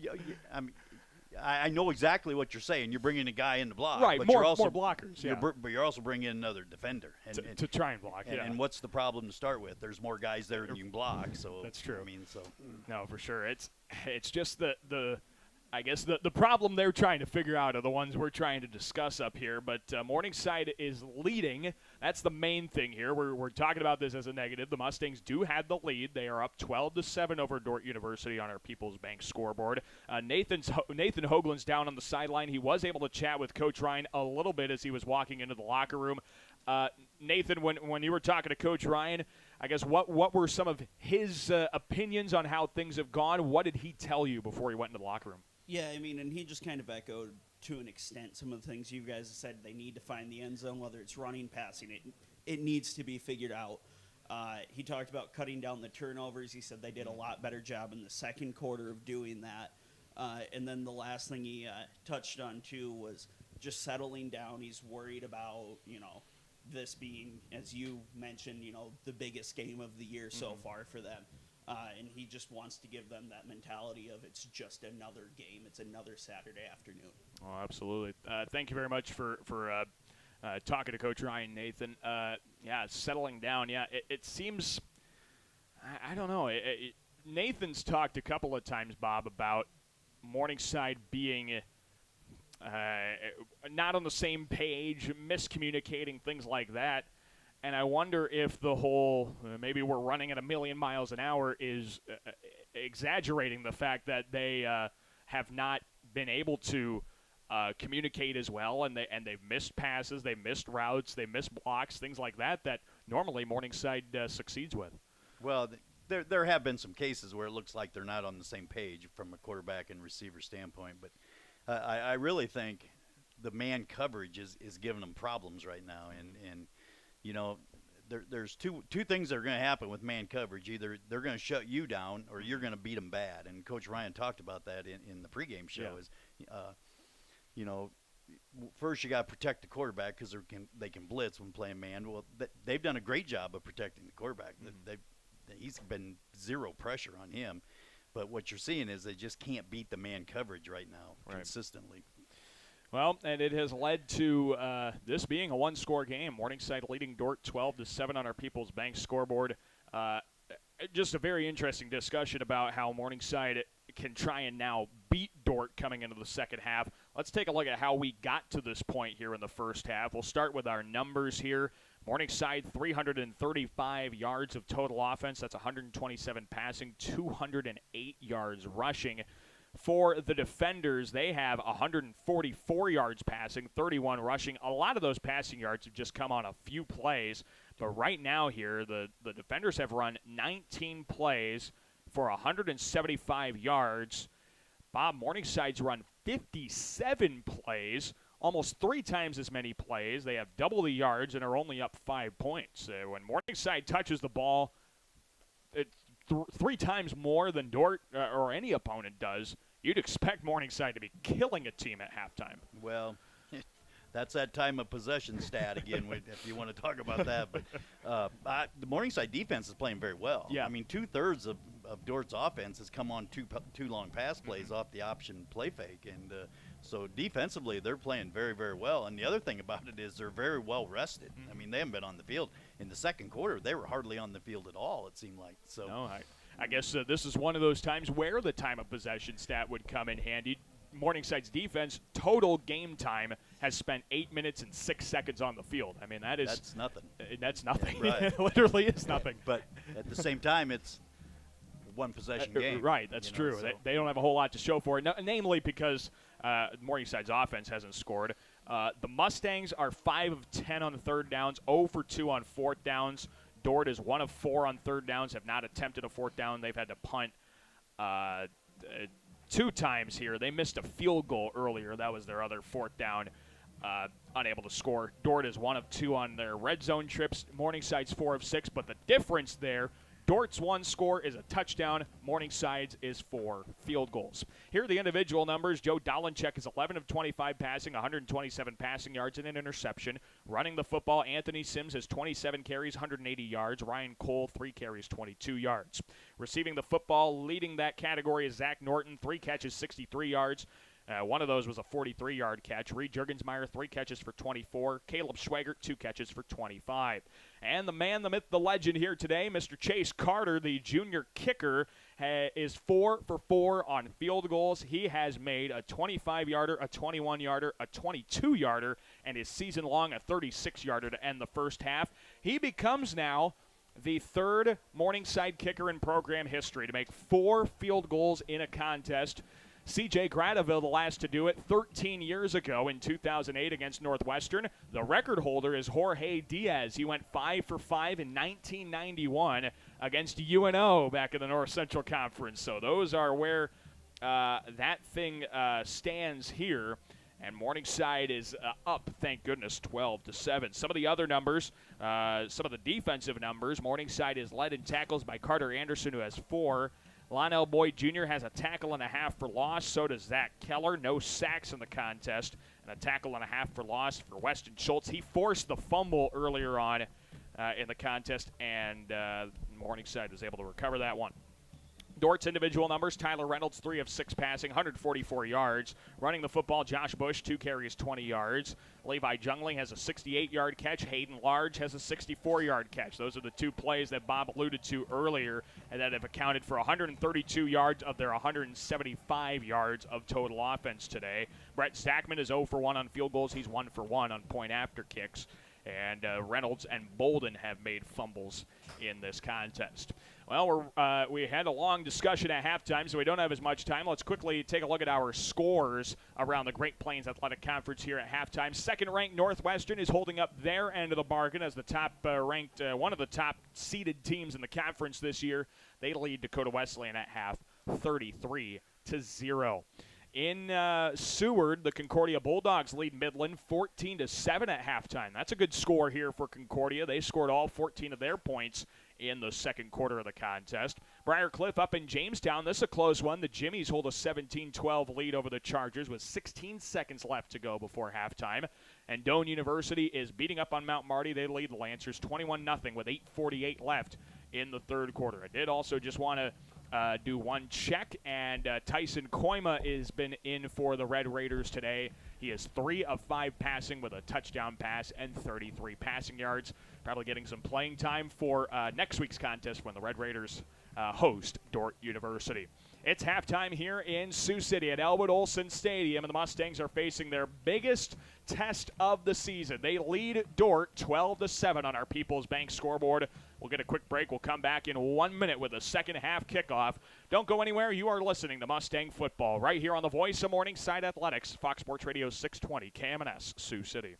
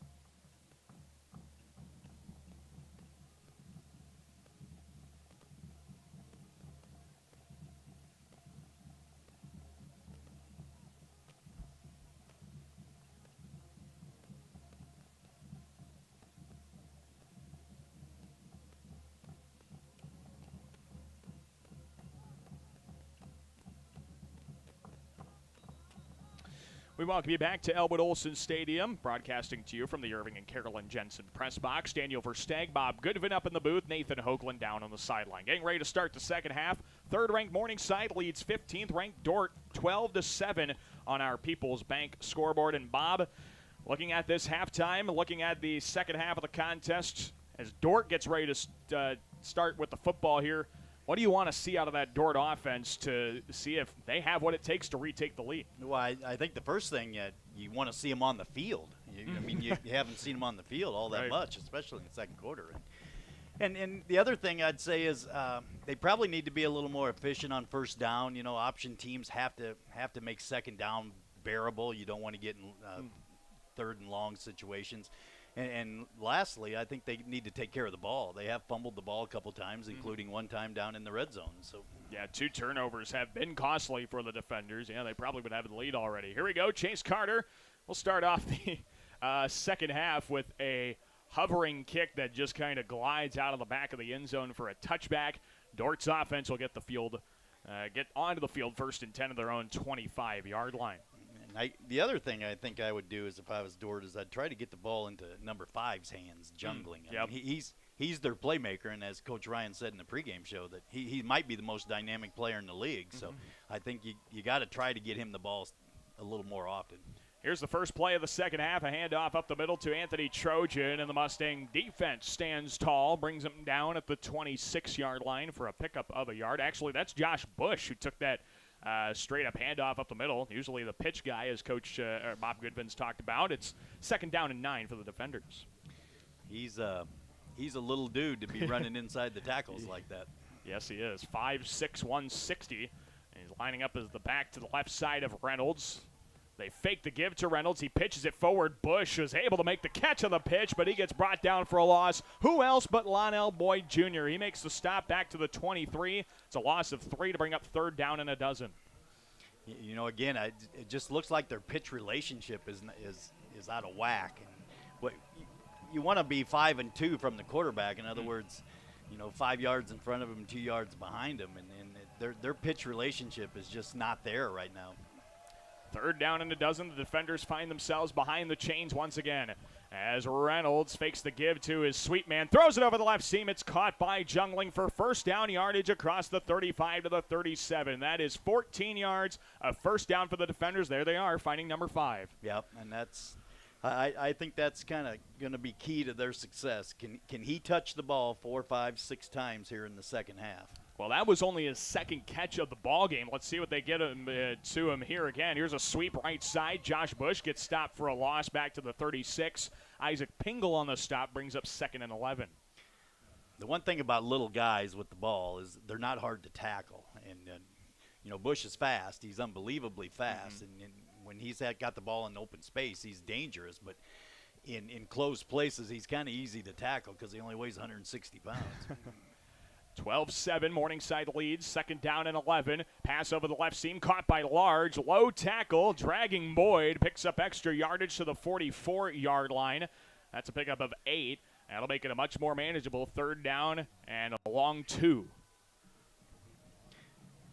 What you've seen all game is Morningside's defense on first down is very, very good. And every once in a while, Dordt can hit a second or third down play for some yards, but their first down defense is very good so far.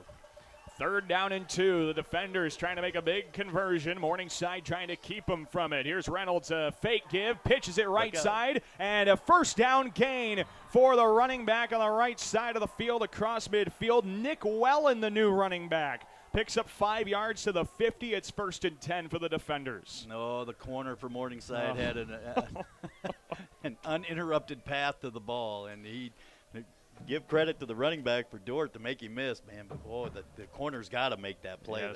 That would have kept the defenders from getting a first down, would have maybe gotten them off the field. Instead, it's first and 10 at midfield. Receiver left, 2 receivers left, none right. Reynolds fakes the give, looks to throw, rolls out left, evades a sack, now goes back to his right to keep it. Right sideline 45 to Mustang territory. He gets out of bounds with first down yardage to the 40-yard line. He picked up just enough. 10 yards, moves the chains. It's first and 10. Yeah, they're trying to hit the post off the option look, and the safeties did not bite on the option or the play fake that time and had great coverage downfield. And the quarterback for Dordt just made a good decision to run the ball. 11:40 left in the third quarter. 12-7. Morningside leads Dordt on the People's Bank scoreboard. 1st and 10 of the Mustang 40. 3 receivers, 2 left. Reynolds has a speed option left side. He keeps it. Left numbers 35, 30, 25. And he is brought down from behind in the red zone of the 20-yard line. That's 20 yards for Reynolds on the keeper. It's 1st and 10. There you saw perfect pitch relationship, and that's what made it very difficult to defend. And it looks like when they run the speed option, their pitch relationship is excellent, but when they run the dive option and reading somebody, that's when their pitch relationship gets kind of out of whack, so to speak. Here they are in the pistol and I formation. 2 receivers right, Reverse. 1 left. They're going to go with the reverse. Passed it back to Jungling. He is stuck back at the 30-yard line and is able to inch forward for a loss of 5 to the 25-yard line. The Mustangs had that reverse read beautifully, and they stopped Jungling for a loss of 5 to bring up 2nd and 15. But, I like the play call. It didn't work out very well, but I like the play call because what are they doing? They're trying to get the ball into their playmakers' hands, and that's Jungling, number 5. Yeah, Jungling has been on 4 all-conference lists in his career. He's an All-American for the Defenders as a wide receiver. 10:37 left in the third. 12-7 Mustangs on the People's Bank scoreboard. Reynolds a pass right side, and that is caught by Large. Boyd came up from behind to try and jar it loose. Large makes the catch for 6 to the 19. It's 3rd down and 9. What that play does is, one, helps 3rd down be a little more manageable, but it also gets them in more makeable field goal range. Reynolds in the pistol. 2 receivers left, 1 right. Tried a hard count. The Mustang defense starts making some noise. Maybe see if they can throw to the defenders out of whack. Now, this is the loudest we've heard Elwood Olson Stadium all season. 3rd down and 9. Play clock down to 7. He takes the snap, looks to throw, faces pressure, lobs it up right sideline. Caught by Bolden for a defender touchdown. Dordt leads Morningside. It's 13-12. Under 10 to play in the third on the People's Bank scoreboard as Bolden has his 2nd touchdown reception of the season. I think the initial coverage was pretty good, and the quarterback just kind of held the ball and kind of moved around in the pocket a little bit. And at that point, the receiver got into scramble mode, and that's when he got separation from the corner. Now Brett Zachman on for the point after try. Try and put the defenders up 2 here early on in quarter number 3. What a pass and what a play there by the defenders. Here's the snap and the spot. Point after kick through the uprights and good. It is 14-12. Dordt has a late lead with 9:49 left in the third quarter on the 3rd-ranked team in America. We'll get a break and we'll come back. The Mustangs will have their first crack at the defender defense in this second half when we return in 30 seconds to Elwood Olson Stadium. You are listening to Mustang Football on the voice of Morningside Athletics, Fox Sports Radio 620 KMNS, Sioux City.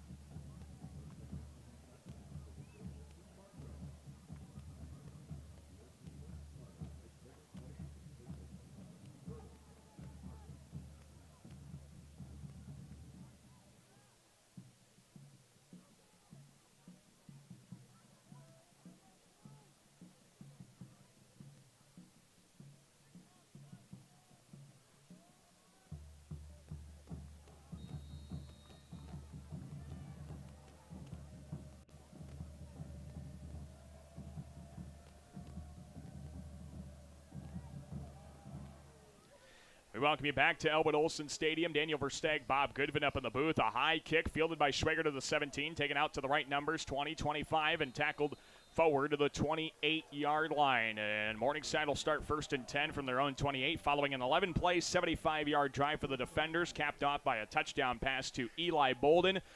Let's throw it down quickly to the 3rd member of our crew. That is Nathan Hoagland down on the sideline. Nathan, what kind of things are you hearing down there, and what are you noticing for us? Yeah, as the offense was preparing to get out there, the big thing, of course, was just staying positive. You know, obviously there's a whole half to go, and it's only a 2-point game. There's no reason to get ahead of yourselves. Absolutely. Thank you very much, Nathan. Yeah, still 25 total minutes of game action on the clock. So the Mustang offense gets back onto the field. Dolinchek throws it right side, and that's batted away by Drew Dahm. An incomplete right in the face of Dolinchek. He was looking to throw toward the right sideline. Dahm batted that away right in his face. It's 2nd down and 10. That is a heck of a play by the outside linebacker for the defenders. Now it is 2nd down and 10 of the 28. 2 receivers stacked on either side of Dolinchek. He drops back short to throw. Right side pass caught by Tuifua across the 30 outside the right numbers. And he's tackled, stood up at the 33-yard line. That's a pickup of 5 to bring up 3rd down and 5 for Morningside. I don't think Dordt recognized the formation very well. They were a 2-by-2 set, and they had both sets of receivers stacked, and they only had one guy down here and on the stack into the boundary, and Morningside took advantage of it and gained 5-6 yards. 2 receivers left, 1 right. Dolinchek in the gun on 3rd and 5. 9:08 and counting left in the 3rd. He motions Sims out of the backfield. Dolinchek drops to throw, left seam, and it is caught out of the 44-yard line by Caleb Schwager to pick up of 11 to move the chains. It's 1st and 10 for Morningside. Yeah, they motioned Sims out of the backfield there, and you saw the linebacker run with him. And again, you hate to beat a dead horse, but that tells you it's man coverage. And 14-12, Dordt leads Morningside, 8:49 left in the 3rd. On the People's Bank scoreboard, handoff Sims up the middle across the 45, and he's tackled forward in between the hashes at the 49. A pickup of 5 brings up 2nd and 5. Going back to that 3rd down, that's a big play. I Yeah. mean, you didn't want to give the ball back to Dordt with momentum, and that's exactly what would have happened. 2nd and 5, a give to Sims out of the gun. He's right up the middle across midfield. And tackled forward to the defender, 47-yard line. A pickup of 4 brings up 3rd down and 1. And another chance for the Mustangs to try and keep the drive alive on 3rd down. 8-10 and counting. The 15th ranked team in the country leads the 3rd team in the country. Dordt leads Morningside 14-12 on our People's Bank scoreboard. Pistol set here for Joe Dolinchek. 2 tight ends left. Or a tight end on either side, I should say. 2 wide receivers to the right side. Play clock down to 10. Dolinchek gives it Sims, left side. 1st down, yardage and more. 45-30, 35-30. Up the left, numbers 20. Ripped away from a tackle to the 15. Down inside the 10 at the 9-yard line. 38 yards for Sims. It's 1st and goal. Well, we'll see how big of that play that touchdown saving tackle is. Now with Dordt's red zone defense, they have been phenomenal, keeping the Mustangs out of the end zone, and that is just to say the least. Here's Dolinchek out of the pistol. 2 receivers right, none left. He turns, fires a screen. Schwagert has some blockers. Right sideline to the 5 and gets into the end zone for a Mustang touchdown. For the first time today, Morningside's into the end zone, and the Mustangs retake the lead. It's 18-14 on our People's Bank scoreboard. And that's how you beat the system where they have more guys than you can block in the run game. You just throw the ball to the perimeter and let your athlete run, and that's a good call. Schwagert knows how to get around those blocks from his punt return plays, and he does it on the screen. And now Mr. Chase Carter is now tasked with a point after try for the first time today with 7:19 left in the 3rd. 18-14 Morningside. Snap spot. Point after kick is through the uprights and good. The Mustangs retake the lead, and they have their first touchdown of the game. It comes in quarter number 3. 19-14. Morningside leads Dordt on our People's Bank scoreboard. We're going to break in. We'll back in 30 seconds to Elwood Olson Stadium. You're listening to Mustang Football on the voice of Morningside Athletics, Fox Sports Radio 620, KMNS, Sioux City.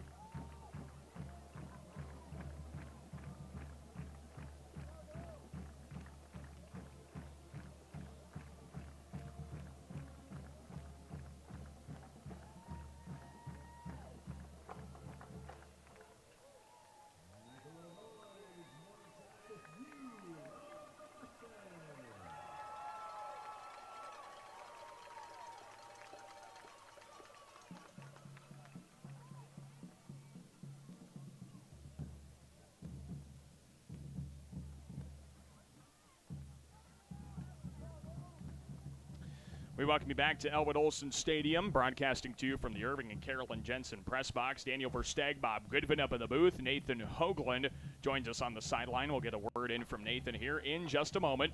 Third-ranked Morningside leads 15th-ranked Dordt 19-14 on our People's Bank scoreboard. 7:19 left in the third quarter. A touchdown drive for the Mustangs, a 7-play, 72-yard drive, capped off by a 9-yard touchdown pass to Caleb Schwagert. Here's the high right-footed end-over-end kick out of the end zone for a touchback. Dordt will get the football at their own 25, but before they do, we check in with the third member of our crew, Nathan Hoagland, down on the sideline. And Nathan, that touchdown seems to really have energized that Mustang sideline. Yeah, that's what I was going to say, is nothing but good vibes down here. You know, we talked about those miscommunications, the need for, more execution in the first half. I'm thinking they might have just figured out their problem. I hope so. I hope that is a fix to the problem overall. Thank you very much, Nathan, for that update. Here's Reynolds out of the pistol, has an option read right side, and Reynolds takes it up the right numbers across the 30 and tackled forward to the 32-yard line. 7 yards on the keeper, brings up 2nd down and 3. When Dordt runs the speed option, they have some success doing that. It's when they run the dive option and everything kind of gets all jacked up is when they're struggling. So I think right now in the running game, their speed option's their best play. It looks like they've taken that dive option out for at least the second half anyway. Here's Reynolds in the gun. He fakes the give on a sweep to Bush, throws it toward the left seam, and it's incomplete through the hands of Portis looking for Jungling. Portis got 2 hands on that ball, couldn't haul it in. The incompletion makes it 3rd and 3. Well, look, Portis got depth and was able to get underneath the deep out by Jungling, and that tells me that the back and the flat had to be wide open because the linebacker's got to be the flat defender. Well, it's no interception, but it is at least an incompletion. 3rd down and 3 for the defenders from their own 32-yard line. Here's Reynolds out of the pistol. 2 receivers left, 1 right. Drops back to throw. 4-man Mustang rush. Throws it over the middle. And a great leaping catch by Hayden Large across midfield and right at midfield for an 18-yard completion. It's 1st and 10. That's a matchup problem for Morningside. That's a big tight end on a little safety, and the big tight end needs to win that battle every time. Yeah. And the quarterback did a good job of throwing a ball that he can just catch and use his big body to box out the defender. Yeah, you're talking about a 6'4", 235 tight end against a 5'10", 195-pound safety. That matchup should be tight end all the way. Here's 1st and 10 at midfield for the defenders. 6:09 to play in, counting in the third quarter. A play-action fake. Reynolds looks to throw, faces some pressure, rolls out right, throws it down the field, and another great leaping catch. This is Levi Jungling across the 30 to the Mustang 28-yard line. 22 yards and a 1st down for the defenders. That's an impressive play by the quarterback. He was under pressure. He stepped up in the pocket, and then he scrambled out of the pocket to his right and made a perfect throw on the run. And that, when quarterbacks can make plays with their feet like that, they're hard to defend. 19-14. Morningside leads Dordt on our People's Bank scoreboard. 5:40 left in quarter number 3. The Mustangs 3rd ranked in the NAIA. Dordt 15th ranked. Here's 1st down and 10 for the defenders of the Mustang 29-yard line. Reynolds in the pistol, directing traffic. 8 seconds on the play clock. 2 receivers left, 1 right. Takes the snap. He has an option around the left side, and he's going to keep it up the left seam across the 30 to the 26, 25-yard line. That's a pickup of 4 to bring up 2nd and 6 to the Mustang 25. And there again, there's your speed option. And right now, that's their best running play, I think. And, that's typical option football right there. 4 yards, 4 yards, 4 yards. Yeah, that's, the law of averages just says you're going to keep getting 1st downs at that point. 4 yards is a solid gain, but you can do it 3 times in a row.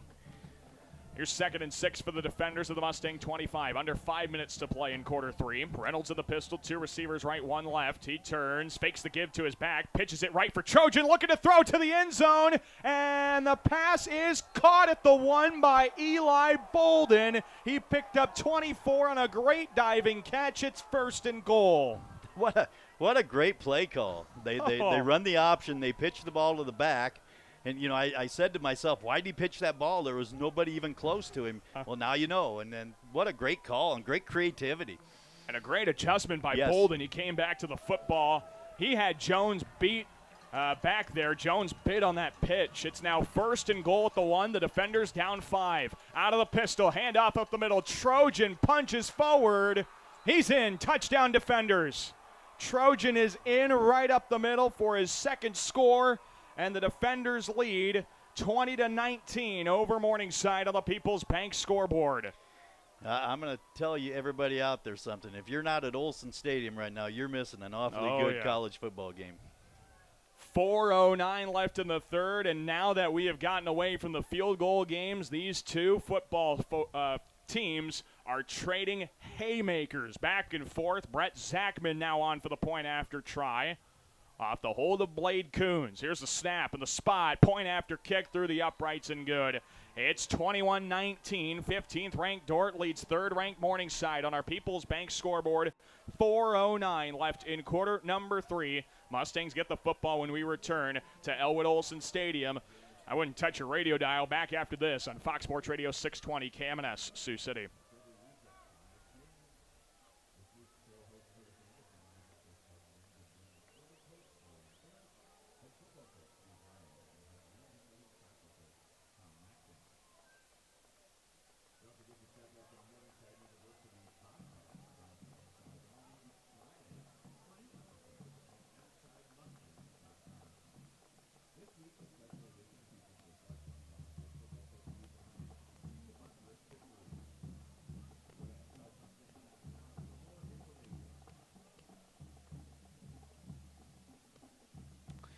We welcome you back to Elwood Olson Stadium on the campus of Morningside University. Daniel Versteg alongside Bob Goodman up in the booth. Nathan Hoagland is down on the sideline. And, well, we'll check in with Nathan here in just a moment. Our score, 15th ranked Dordt 21, 3rd ranked Morningside 19 on our People's Bank scoreboard. 4:09 left in the third quarter. A 7-play, 75-yard drive.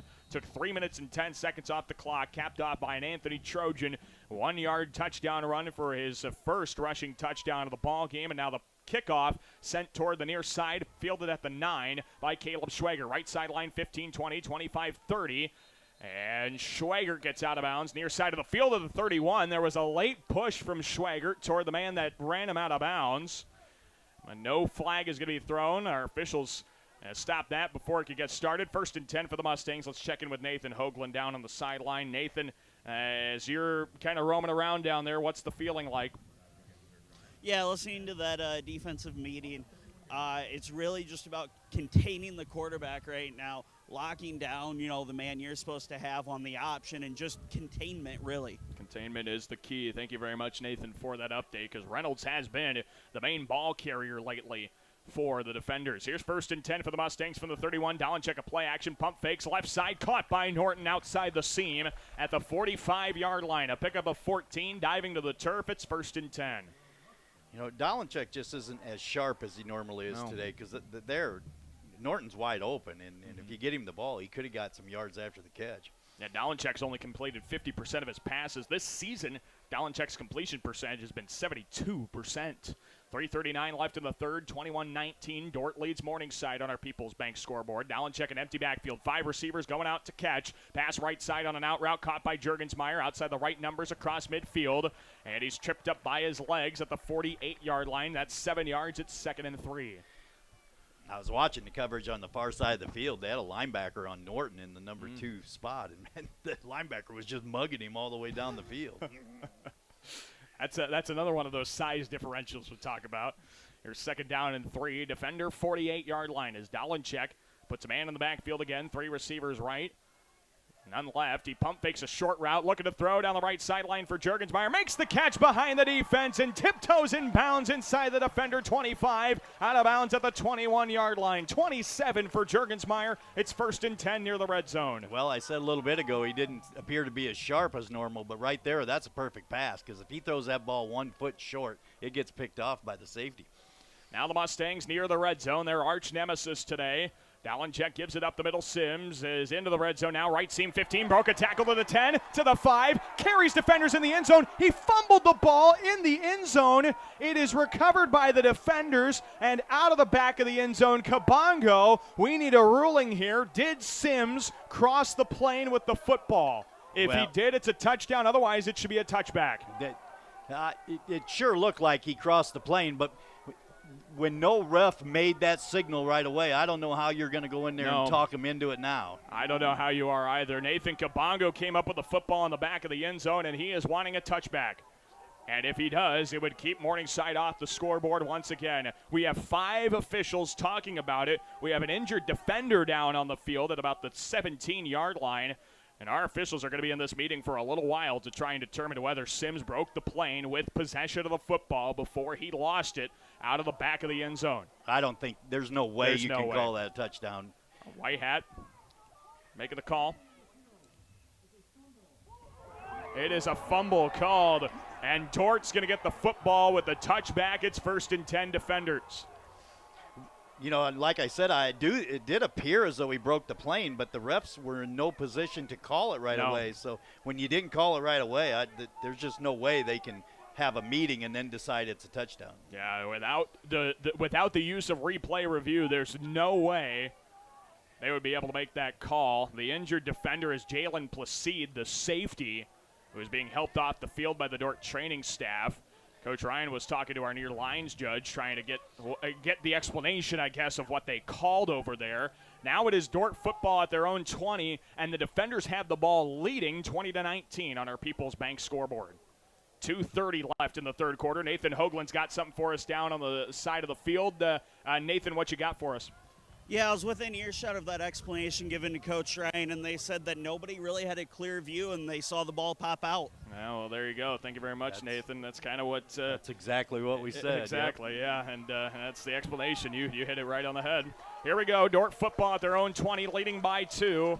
In the third quarter, Reynolds fakes the give, looks to throw now right side, and the pass is batted away by Boyd Jr. at the 36-yard line. They were looking for Jungling on the right numbers. It is 2nd down and 10 with 2:24 left in the third.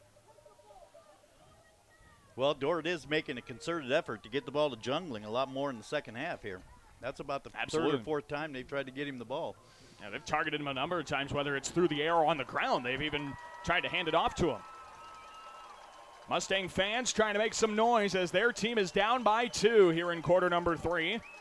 Dordt in the pistol on 2nd and 10 at the 20. 2 receivers right, a play action fake. Reynolds 3-step drop, looks to throw over the right seam, and the pass That's interference. knocked away by Jones. Here comes a flag. Pass interference is called on Jamal Jones, who is absolutely livid with the back, Judge, but you like the call there, Bob. Yeah, he had his right arm wrapped around him. I mean, I kind of think that's an easy call. So a 15-yard penalty on the defensive pass interference moves the chains for the defenders up to the 34-yard line. And as you could hear, our Morningside fans not in agreement with that call. Well, I didn't think they would be. I'd be shocked if they liked the call. Now with 2:17 left in quarter number 3, 15th ranked Dordt leads 3rd ranked Morningside 21-19 on our People's Bank scoreboard. 1st and 10 for the defenders from their own 35-yard line. So the defender offense has more life. It is Reynolds lining up in the pistol, a receiver on either side. Reynolds, a belt-high snap, looks to option pitch right side. This is for Bush. Right numbers, 35, got around the first defender, tackled forward to the 39-yard line. That's a pickup of about 3 or 4. It'll be 2nd down, and we'll call it 7. You know, that's a unique way to run the option. You're running the option without blocking the corner because it didn't look like anybody was out there to block the corner, and the corner would have the pitch man. 2nd down and 7. Ball at the Mustang 38. Reynolds in the pistol, a receiver on either side. As he tried to bark commands, trying to get the Mustangs to jump. Minute 40 to play in quarter 3. The defenders running out some clock. Play clock down to 6. On 2nd and 7. They fake the give to the running back. There's nobody there to pitch. Reynolds just keeps it himself up the middle and has 1st down yardage for 7 yards to the 45 to move the chains. Bob, it looked to me that might have been a busted play. Well, I actually think it was just a dive option, Okay. and he read it, and the defensive end got so far upfield that he took away the pitch by his alignment, and the quarterback just made a wise choice and got vertical upfield. So following that play, it is 1st and 10 for the defenders. Ball is spotted at their own 45-yard line. Minute 4 seconds left in quarter 3. Dordt leads 21-19. Here's a play-action bootleg. Reynolds looking to throw. He pump fakes, rolls out to his right. He's going to keep it across the 45 midfield and runs out of bounds. on the Morningside side of midfield. Actually right at the 50-yard line. So pick up a 5, brings up 2nd and 5. It looked like he wanted to hit Jungling on a deep out there, and the Morningside defender had great coverage. So quarterback made a good decision to run the ball there. Now Reynolds has played fantastic here. He has been one of the few quarterbacks that has been able to duel with Morningside. His predecessor, Noah Clayberg, was able to do it last year, but came up just 5 points and 10 yards short of it. Here's a pistol set, 2nd and 5 from midfield. Reynolds with a speed option left side. He's going to try and keep it around those blockers. Winger brings him down for a big loss. Back at the 46-yard line. A loss of 4 brings up 3rd down and 9. Did you happen to notice the pitch relationship? It was totally gone. So the option at that point is not even a possibility. The pitch wasn't anyway. But the other thing I'd tell you about Reynolds is he's taken every snap of the game. Yeah, he has. Yeah, we've not seen either other quarterback. And the clock runs out in quarter 3. Our score heading into the 4th quarter. 15th ranked Dordt, 21. 3rd ranked Morningside, 19. 15 minutes to determine a winner here in the Great Plains Athletic Conference. Boy, what a great conference of football this is. What a great matchup. Keep it tuned. Our 4th quarter coming up next here on Fox Sports Radio 620 KMNS Sioux City.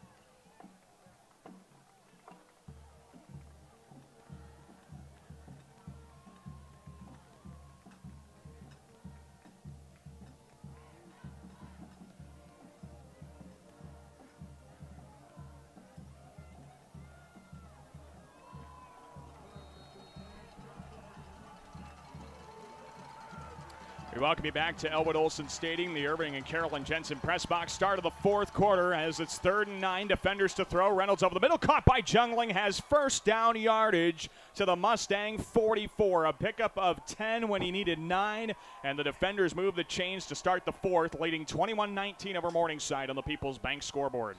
Well, I think they heard us at halftime, huh, Daniel? Yeah. Get the ball to number 5 a little more often. Yeah, he had 1 catch coming into the second half of the contest, and he has now 3 catches in this second half. And total, he has 4 catches for 112 yards. Again, he had a catch for about 60 or so heading into halftime. 1st down and 10, Mustang 45. A handoff up the middle, and not much to go. A pickup of 3 to the 42, and that is Anthony Trojan to the Mustang 42. It's 2nd and 7. Haven't seen a whole lot of Anthony Trojan, but he has been one heck of a runner for the defenders, averaging 86 yards on the ground per contest, 516 yards on the ground, 6 touchdowns coming into this contest, and today, Trojan with only 7 yards rushing, but he does have a rushing touchdown. Here's 2nd and 7. Sweet play right side. Bush has nowhere to go. Portis lights him up at the 42. The ball came out due to contact, and so it'll be 3rd down and 7 for the defenders of the Mustang 42. And what did I tell you about tackling a little guy? I mean, that's...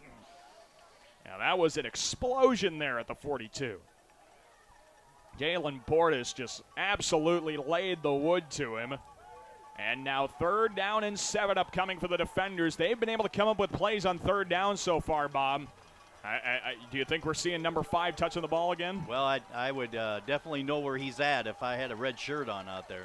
3rd and 7, Mustang 42. Here's Reynolds in the pistol, receiver on either side. Fakes the give, rolls out to his right, now looks to throw back left side, has all kinds of pressure. He's running for his life, now keeps it left sideline 40. Broke a tackle, has 1st down yardage to the 34. He picks up 8 yards and a 1st down for the defenders to the Mustang 34. I don't know if you noticed this, but he was rolling to his right, and they had Jungling on the far left side coming back on a dig route, and he wanted to throw the ball to him. But then he broke back to the left, and some offensive lineman came back and picked up Barrett Anderson on a peel-back block, or else they would have tackled him for a massive loss of yards.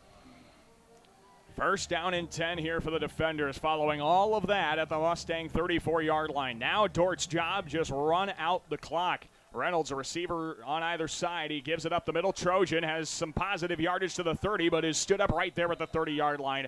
It's a pickup of 4. It is second down and 6. But again, a gain of 4 on first down, and that's just a textbook option football.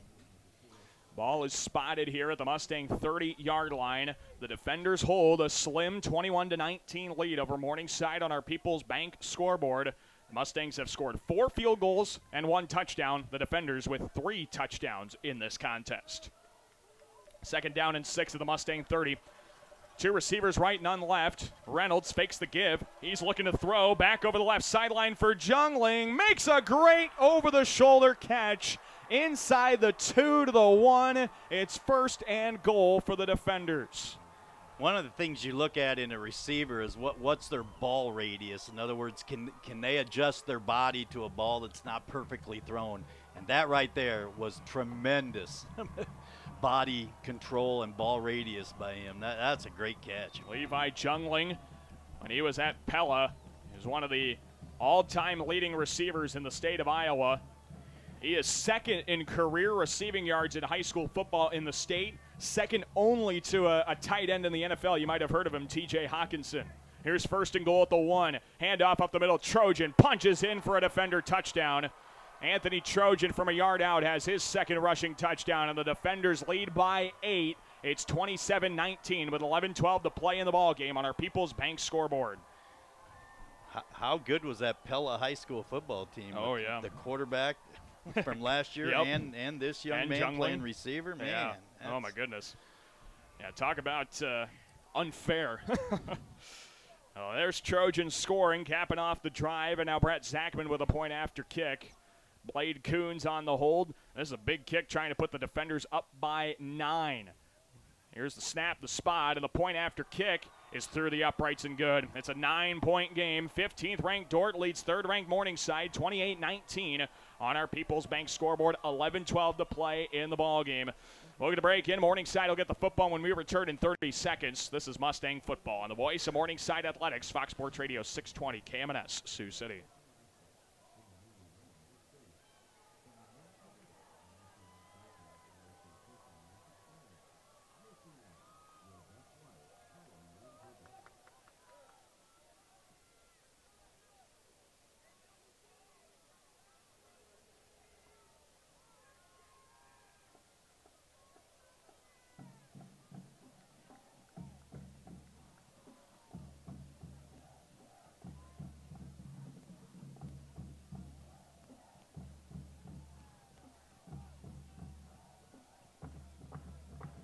We welcome you back to Elwood Olson Stadium on the campus of Morningside University. Daniel Versteg, Bob Goodvin up in the booth, Nathan Hoagland down on the sideline. We'll get Nathan a word here in just a moment. 11-12 to play in the ball game. 15th ranked Dordt leads 3rd ranked Morningside 28-19 on our People's Bank scoreboard, and Brett Zachman boots that thing out of the end zone on the fly for a touchback. Let's check in with the third member of our crew. That's Nathan Hoagland down on the sideline. And Nathan, what kind of things are you seeing down there? Yeah, after that touchdown, the only thing that the coaches turned around and told that Morningside offense was we need 7. Absolutely. Touchdown is huge here on this possession. I think it's the only outcome you can ask for at this point. Here's 1st and 10 at the Mustang 25-yard line. Dowling check, 2 receivers left, 1 right. Fakes the give, looks to throw. Right seam for Norton over the middle of the field. It is batted away, incomplete, and a flag comes out. And pass interference is going to be called on the defender's secondary. That was Grant Hickson on the coverage of Zach Norton over midfield. And Morningside's going to get a first down out of it. Oh, man. That'll get them all the way up to the 40-yard line. Well, Bob will take it. I don't know. It didn't look like enough to throw a flag. That's my opinion. I'm going to take the flag, but I'm not going to say a word. I would say I don't think that was enough. I don't know how you can play better defense than that. I don't think so either. Well, either way, Morningside gets 15 yards, 1st and 10. Here's a handoff swim. Sims sweeps around the right side, picks up 2 yards about, maybe a yard to the 41. It's 2nd down and 9 upcoming for the Mustangs. Under 11 minutes to play, 15th ranked Dordt leads 3rd ranked Morningside, 28-19 on our People's Bank scoreboard. It is more than a one-possession game. That is the main thing right now, a 9-point defender lead. 2 left, 1 right. In the gun is Dalenchek. Turns and gives it to Sims. Around the left side is positive yardage, 45. 1st down yardage to midfield. Outside the left, Sims gets tripped up at the 48-yard line. That's 11 yards and a 1st down for Sims and Morningside. You know, again, Morningside just runs the ball at will here, and until they get down inside the 10-yard line. Again, Morningside has gotten down in the red zone 6 times. They didn't get the red zone 6 times in the first half, only scored 4 field goals. 1st and 10, defender 48. 2 receivers left, 1 right. Dalenchek, he fakes the give to Schwagert on an end around, looking to throw deep over the left sideline for Norton, and that pass is batted up in the air and incomplete. On the coverage was Lucas Huttinga, the freshman safety, batting that away inside the 5. It's 2nd and 10. Well, that's great recovery speed by the safety, because Norton had them all beat, and you'd like to see Norton go up and catch the ball at its highest point right there. But what a great play by the safety and great recovery. Here's 2nd and 10, defender 48. 2 receivers on either side of Dalenchek, 10:04 to play in the ball game. Dalenchek on the left seam, trying to get the defenders to jump, and now turns to get maybe a new play call or some kind of audible. Sims off his left hip. Dalenchek takes the snap off his right shoulder, throws left sideline, caught by Jurgensmeyer, shed a tackler, gets out of bounds. At the defender 42, a pickup of 6. It's 3rd and 4.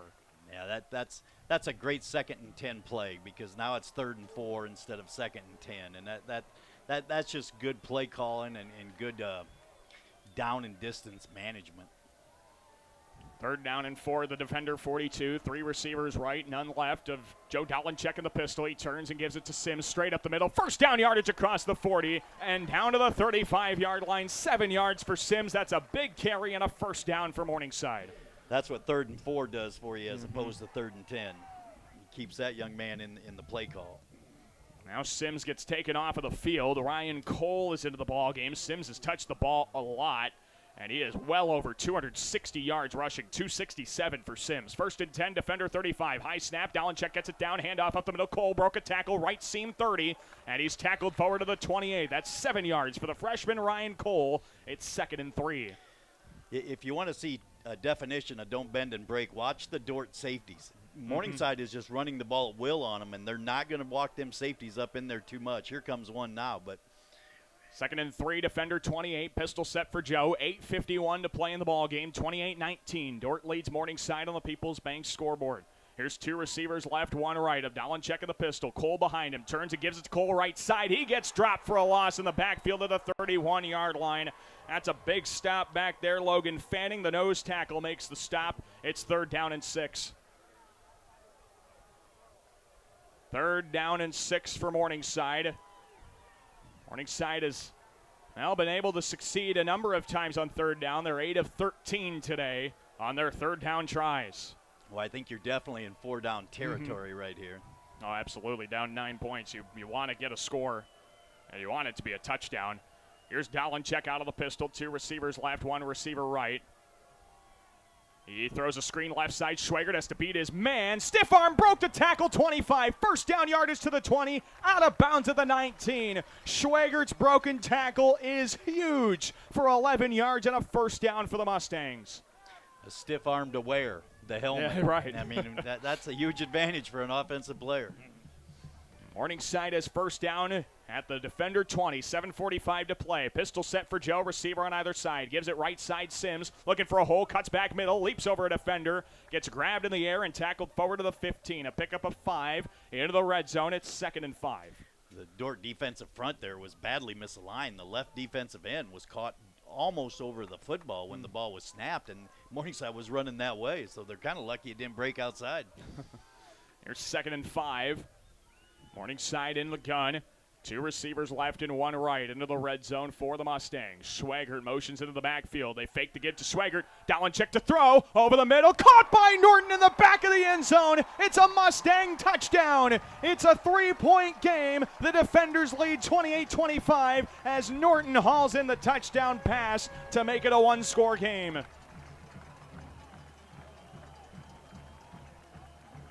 And what a perfect ball by Joe. I don't think he could have thrown that anywhere else to get that ball to his receiver. Nope, and a good route by Norton because he beat the man coverage, and that's what we were talking about early on. Mm-hmm.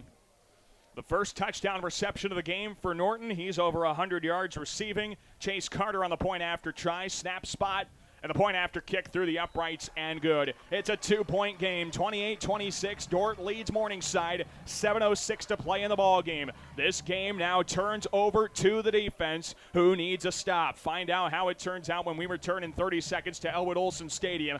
Again, don't go anywhere. This is Mustang football on the voice of Morningside Athletics, Fox Sports Radio 620, KMNS, Sioux City.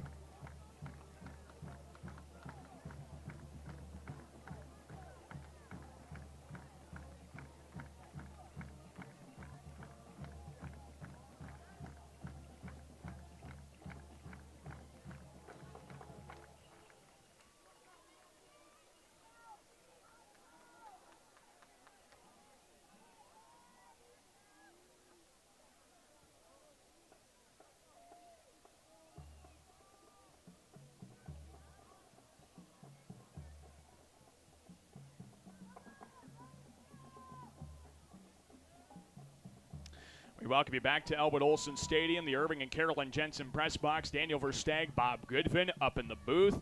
Nathan Hoagland is down on the sideline. We'll get a word in here from Nathan in just a moment. Our score, 7:06 to play in regulation. Third-ranked Morningside trails 15th-ranked Dordt, 28-26 on the People's Bank scoreboard, but a great drive for the Mustangs. A 10-play, 75-yard drive capped off by a touchdown pass from 15 yards. Joe Dalenchik to Zach Norton. Chase Carter with the kickoff sends a high right-footed end-over-end kick. This is returnable for Jungling at the 18. Takes it out middle of the field, 20, 25 left seam, 30. Jungling keeps it moving and is stood up a forward progress at the 34. So a good return for the defenders. They have first and 10 at their own 34. Let's check in with Nathan Hoagland down on the field. Nathan, were you able to hear anything about from the defense about what they're looking for here on this possession? Yeah, they didn't even stop it. We want to stop them.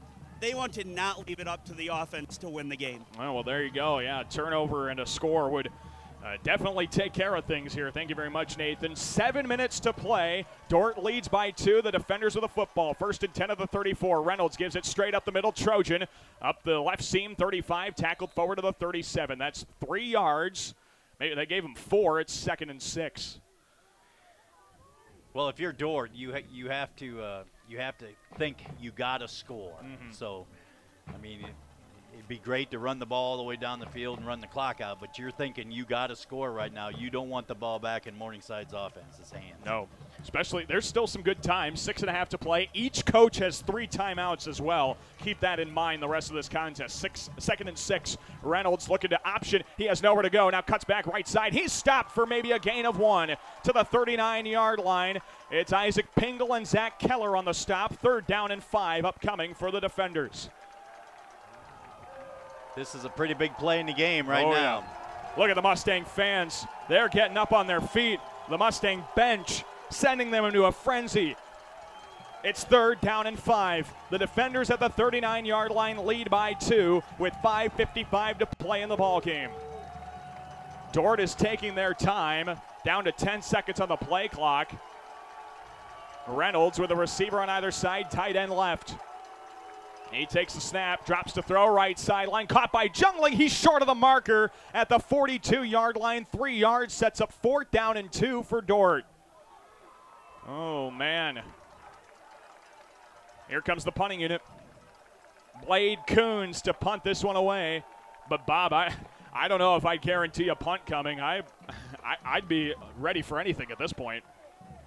Well, Morningside pressed Jungling right there, and they ran a speed out to him, but I think the press coverage forced him out of a break before he wanted to, and thus was far short of the first down. 5 minutes to play. Dordt goes 3 and out potentially here. 4th and 3. They're lining up to punt. Schwagert stands at his own 11, ready to return it. There's a high left-footed spiraling kick. Schwagert fields it to the 15 left seam. Takes it out in between the hashes and has nowhere to go. Tackled at the 20-yard line. So Morningside has 1st and 10 from their own 20. Down 2 with 4:51 to play in the ball game. I'd say strap in. This is going to be one heck of a wild ride to the finish. As Morningside stares an 80-yard field. The nice thing, though, Bob, they obviously want a touchdown. That is no duh on that one. But the nice thing is a field goal also gives them the lead and would give them the win if they, get down to a situation with a few seconds left. Yeah, and I just wonder how close you have to get kicking into the win. Right. That's the other thing for Chase. He's only made a 40-yarder in his career. That's his longest. 4 receivers. Dalenchek out of the gun. Throws left sideline. Caught by Norton. And Norton tackled out across the 25. Left sideline to the 28. 8 yards. Brings up 2nd and 2. Well, I think in the second half they've done a good job of recognizing that Dordt's taken away Jurgesmeyer, and Dalenchek's able to go to other receivers, and Norton's really stepped up in the second half. Pistol set, Joe Dalenchek, 3 receivers right. Hands off Sims, left side. First down yardage across the 35 and tackled forward to the 33. 5 yards, moves the chains. It's 1st and 10, 4:23 to play in the ball game. 28-26. Dordt leads Morningside on our People's Bank scoreboard. Last year's game was decided by 5 points. More specifically, decided by an interception inside the red zone from Tyler Winger. Here's 1st and 10 of the 33. Dalenchek a handoff up the middle. Sims, not much gain there. He picks up 2 yards to the 35, right up the middle. It's 2nd down and 8. Did you happen to see the Dordt defenders stripping at the ball right there? Yeah, they want that ball back for sure. Anyway, to stop this Mustang offense before it becomes dangerous. 3:47 to play in the ball game. Each coach with all 3 timeouts left. It's 2nd and 8 for the Mustangs at the 35. 3 receivers right, 1 receiver close left side. That's Zach Norton. Now they motion Jurgensmeyer to the left side. Dalenchek drops back to throw, faces a delayed blitz, dumps it off in the flat. Sims across the 35 left sideline, out of bounds at the 39-yard line. It's a pickup of about 5 to the 40, and it's going to be 3rd down and 3. That's great coverage recognition by Dalenchek. They motion Jurgensmeyer across, and you notice the safety's rolled, and that tells you it's zone and not man. And when the zone defenders dropped, he threw the swing route to the back. That's really good recognition by Dalenchek. 3rd and 3, another big play. 2 receivers right, 1 left. Joe Dalenchek lining up in the shotgun at his own 40-yard line. Motions Norton out of the backfield to the right side. Dalenchek, empty backfield, drops to throw. 5-man defender rush. Dalenchek with time. Right side passes incomplete. Looking for Jake Towdy through the hands of the corner, Mino Jones. And it's 4th and 3 for Morningside. Well, Dordt kicked or punted the ball in the same scenario last series. Is Morningside going to punt here? With 2:52 to play, Jones almost had the interception that could have sealed the game for the defenders. Doesn't look like it, does it? No, they're keeping the offense out. Unless it's a no-go situation. 4th down and 3.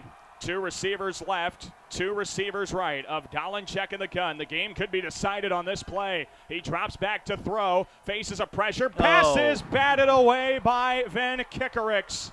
No, it's Drew Dahm who batted the pass away. It's a turnover on downs. Dordt has 1st and 10 at the Mustang 40.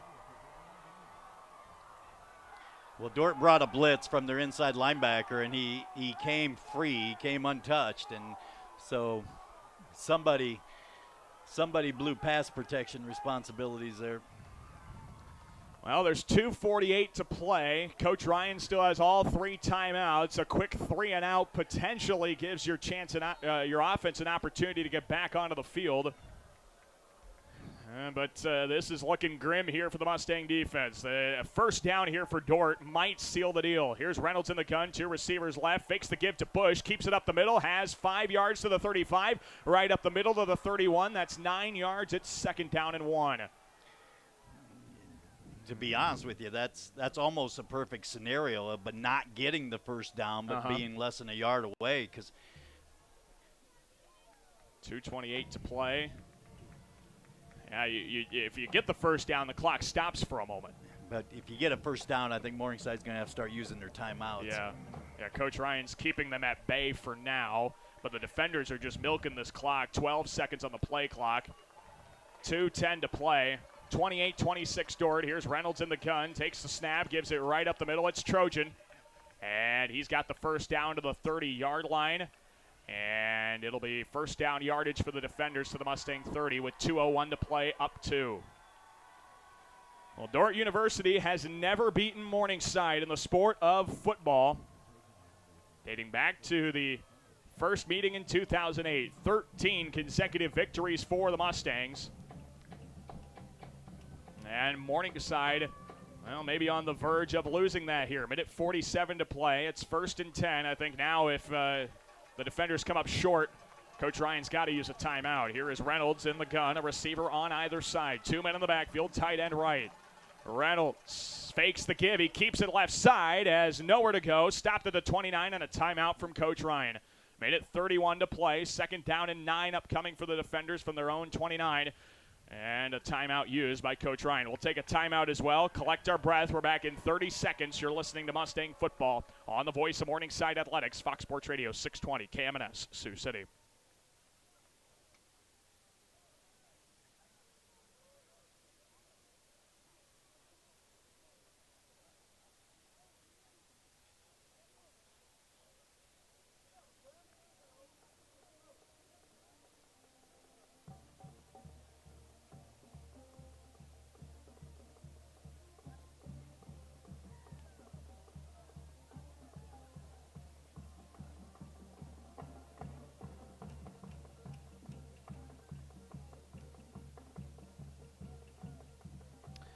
We welcome you back to Elwood Olson Stadium, the Irving and Carolyn Jensen press box. Daniel Versteg, Bob Goodvin up in the booth, Nathan Hoagland down on the sideline. Minute 31 to play in the ball game. Coach Ryan used a timeout.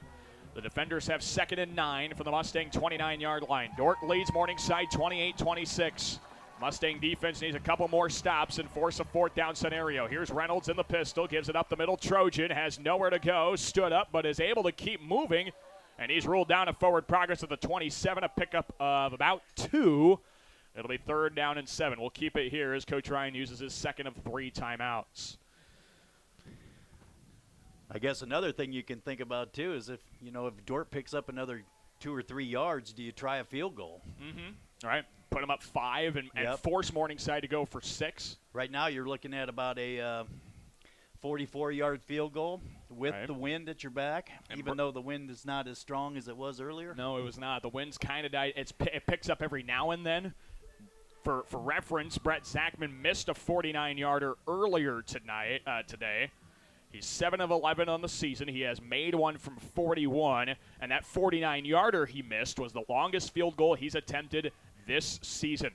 So the defenders lead 28-26 over Morningside. 3rd down and 7 upcoming for the defenders of the Mustang 27. Coach Ryan with 1 timeout remaining. If his defense can come with a stop here and force 4th down, he will use the timeout and make Dordt come up with either a 4th down play or try and kick a field goal. That's the ultimate decision. But first we got to get to 4th down. It is 3rd and 7 for the defenders.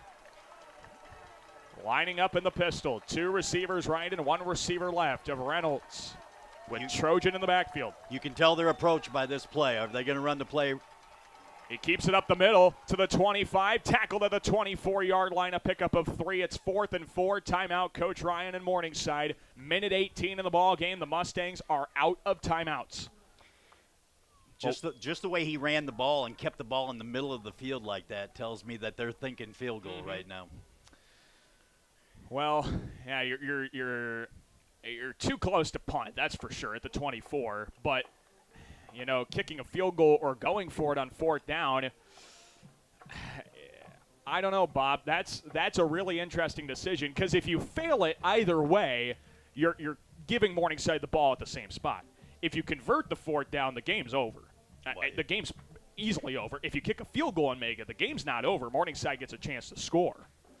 But you just lengthened the field by 20, 25 yards by making the field goal. But if you are going to go for it right now, I think I would take a shot at throwing the ball. And, because time is not a factor at that point. Right. You know what I mean? Yeah, So, it doesn't matter if you stop the right, clock. right. The incompletion. Well, here it is. They brought their offense back out. Here we go. The game's going to be decided on this one potentially. It's 4th down and 4 for the defenders of the Mustang 24. Defenders by 2. Here we go. Reynolds in the pistol. Motion jungling to the left side to put a twin stack over there. Reynolds looks to throw. Pump fake. Short, and he's sacked. Back at the 35. It's Zach Keller. And it's 1st and 10 for Morningside with 1:14 to play. This one's not over. That's the one thing you did not want to do right there is get sacked and give up about 10 yards. Yeah, that really shortens the field in Morningside's favor now. The ball's spotted at the 36 of Morningside. Now the situation, 1:14 to play. The Mustangs are out of timeouts, down 2. They just need a field goal to win this game with 74 seconds to play. This is where the rule of stopping the clock on first downs really comes into play in college football. Yes, it is. Dalenchek empties the backfield. Morningside needs 3 and has 1:14 to play. 3 receivers left, 1 receiver right. Dalenchek drops to throw, looks over the middle, passes, caught by Jurgensmeyer on his knees. Can you believe it? He's down to the 48. That's 15 and a first down. They're hurrying up. 1:09, and the clock starts running. Dalenchek to throw for the 48 over the left sideline. That was batted away at the line of scrimmage. Incomplete. Acts almost like a timeout, but you lose the down. It's 2nd and 10, 1:03 to play. How about that catch by Reed? He slipped on his route and was still able to make that catch. I think it was a pretty good throw. Yeah, I for mean, sure. Hit him right in the numbers. And even when he was on his knees, Yep. that hit him in the chest. All right, here we go. 2nd and 10, Mustang 48. 2 receivers left. Dalenchek, 3-step drop out of the gun. Heaves it deep over the left sideline for Schwagert, and he made the catch inside the 10 at the 6. It's 1st and goal. An unbelievable catch by Schwagert gives the Mustangs a chance. I can't believe Schwagert had that by his fingertips. It's 1st and goal at the 9, 52 seconds to play. 2 right, 1 left. Dalenchek in the gun. A play action fake over the middle. Pass is caught. Caleb Schwagert. It's a Mustang touchdown. Morningside leads 32-28 on the People's Bank scoreboard. Schwagert's 2nd score of the afternoon.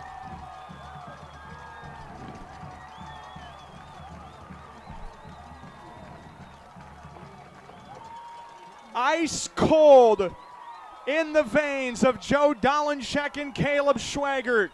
The connection picks up a touchdown with 43 seconds to play. Morningside's going to go.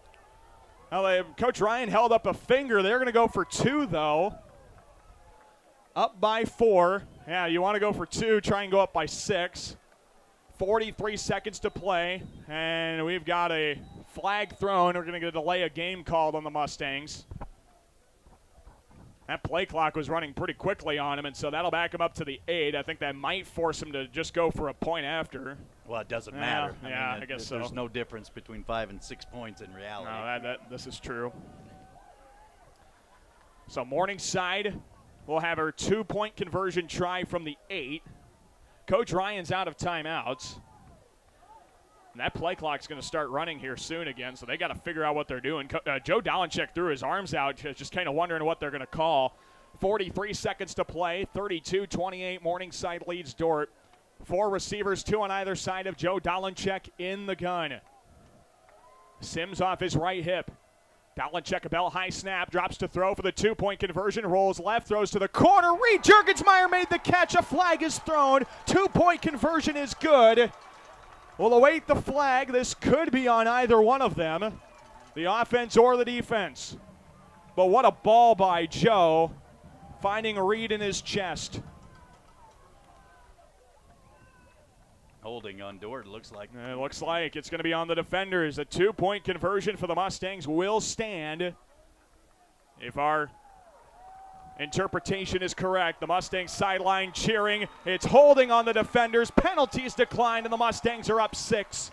34-28 on the People's Bank scoreboard. 43 seconds left in regulation. The defenders do have 3 timeouts left. We'll take a timeout. We'll be back in 30 seconds with more Mustang football. Don't go anywhere. The defenders still have a chance after this on Fox Sports Radio 620 KMNS Sioux City.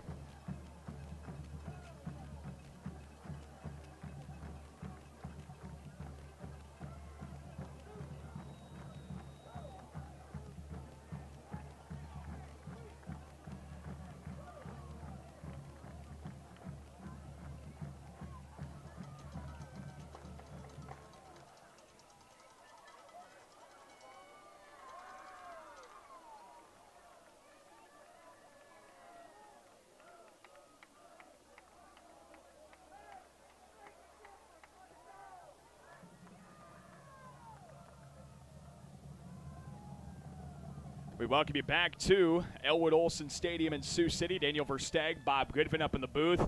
Nathan Hoagland joins us on the sideline. We'll get a word in with Nathan. He was right there down the side of the field when Schwager was making that big catch down inside the 10 and then caught the touchdown pass over the middle of the field to put the Mustangs up 34-28 on the People's Bank scoreboard. 43 seconds to play in regulation.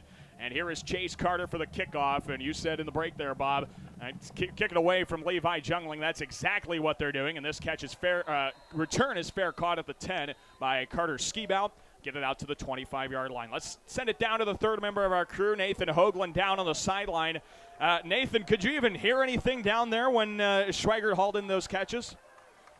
No, and I'm not sure if that's because the stands were louder or his teammates. Everyone was freaking out. Well, that's understandably so. Morningside has taken a 6-point lead over the defenders. But again, Dordt has all 3 timeouts with 43 seconds to play. Here's Reynolds dropping back to throw. Looks over the middle. He chucks it deep over the left seam. That ball's overthrown of Levi Jungling and incomplete. Davion Bradley and Lonell Boyd on the coverage. 2nd and 10, 37 seconds to play. Mustangs up 6. Yeah, that's a route in the air raid offense known as Y cross, and with Hoagland being the Y, he's running the deep crossing route and almost too deep because the corner came off the number 1 receiver, and lucky the quarterback didn't see him and throw an interception. 2nd down and 10. Boy, those Mustang fans are beside themselves now. Not many people are sitting. Here's Reynolds dropping to throw. Faces pressure. He's sacked back inside the 20.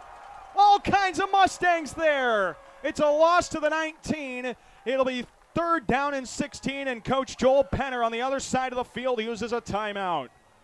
We're going to keep it here, though. That's one of 2 timeouts. One of 3 timeouts overall he's got in this second half. And he's got 2 remaining. Well, Bob, I might put you on that. I might put you in that head coaching headset for a moment. If you're on that other side of the field for Dordt, is the game plan here? Obviously, now with 3rd and 16, that changes things. But are you looking to take 30, 40-yard passes, or are you looking more towards 10, 15-yard passes here? Well, the problem is you're not going to get a 30, 40-yard pass because Right. the Morningside defense isn't going to allow you to do that. What you're really seeing here is the disadvantage of being an option football team, because right now they can't. They're like a fish out of water right now, and so what you probably need to do here is try to pick up half to 2/3 of the yard, so that at least on 4th down you got a manageable scenario. Because I think throwing the ball downfield right now is kind of a hapless cause. You also run into the issue, though, of Time. Yeah, time, exactly. The clock's going to be running. Well, here we go.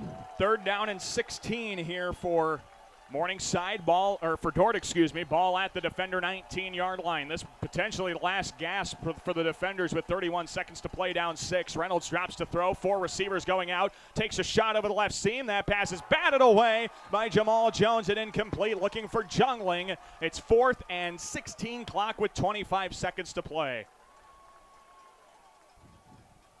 So that's what I mean. The deep ball is not going to be there because the Morningside secondary is going to be so soft.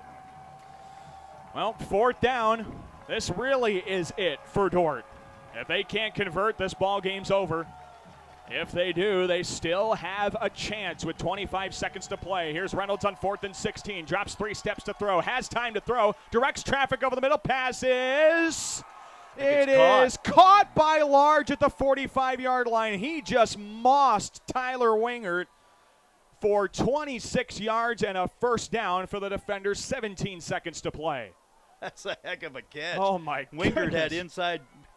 The ball's underthrown. Wingert's got inside position on him, and the tight end just goes over the top of him and pulls it away. I thought it was going to be one of those joint catches scenarios. Which goes to the receiver. Right. Another timeout called by Joel Penner. He has one timeout remaining, 17 seconds. It's important to note that Dordt still has a not a great chance, but still has a chance here. 34-28, Morningside leading Dordt on our People's Bank scoreboard. It's important to reiterate, Dordt has never beaten Morningside in the sport of football. 13 previous meetings have all gone to the Mustangs. Last year, though, was a scare. Dordt had third down and goal inside the 10-yard line, under a minute to play, down 5. Morningside was out of timeouts at that point, and Clayberg was flushed out of the pocket, and he threw a pick to Tyler Wingert, who sealed the deal for the Mustang football squad. Well, Tyler Wingert was the hero that day in Sioux Center last year. Caleb Schwagert may be the hero today as he hauled in that big catch down inside the 10 and then made the catch over the middle of the field for the touchdown. What you want to do here is you want to get the ball down inside the Morningside 40, and that makes the Hail Mary a lot more optional, and you got more options with it.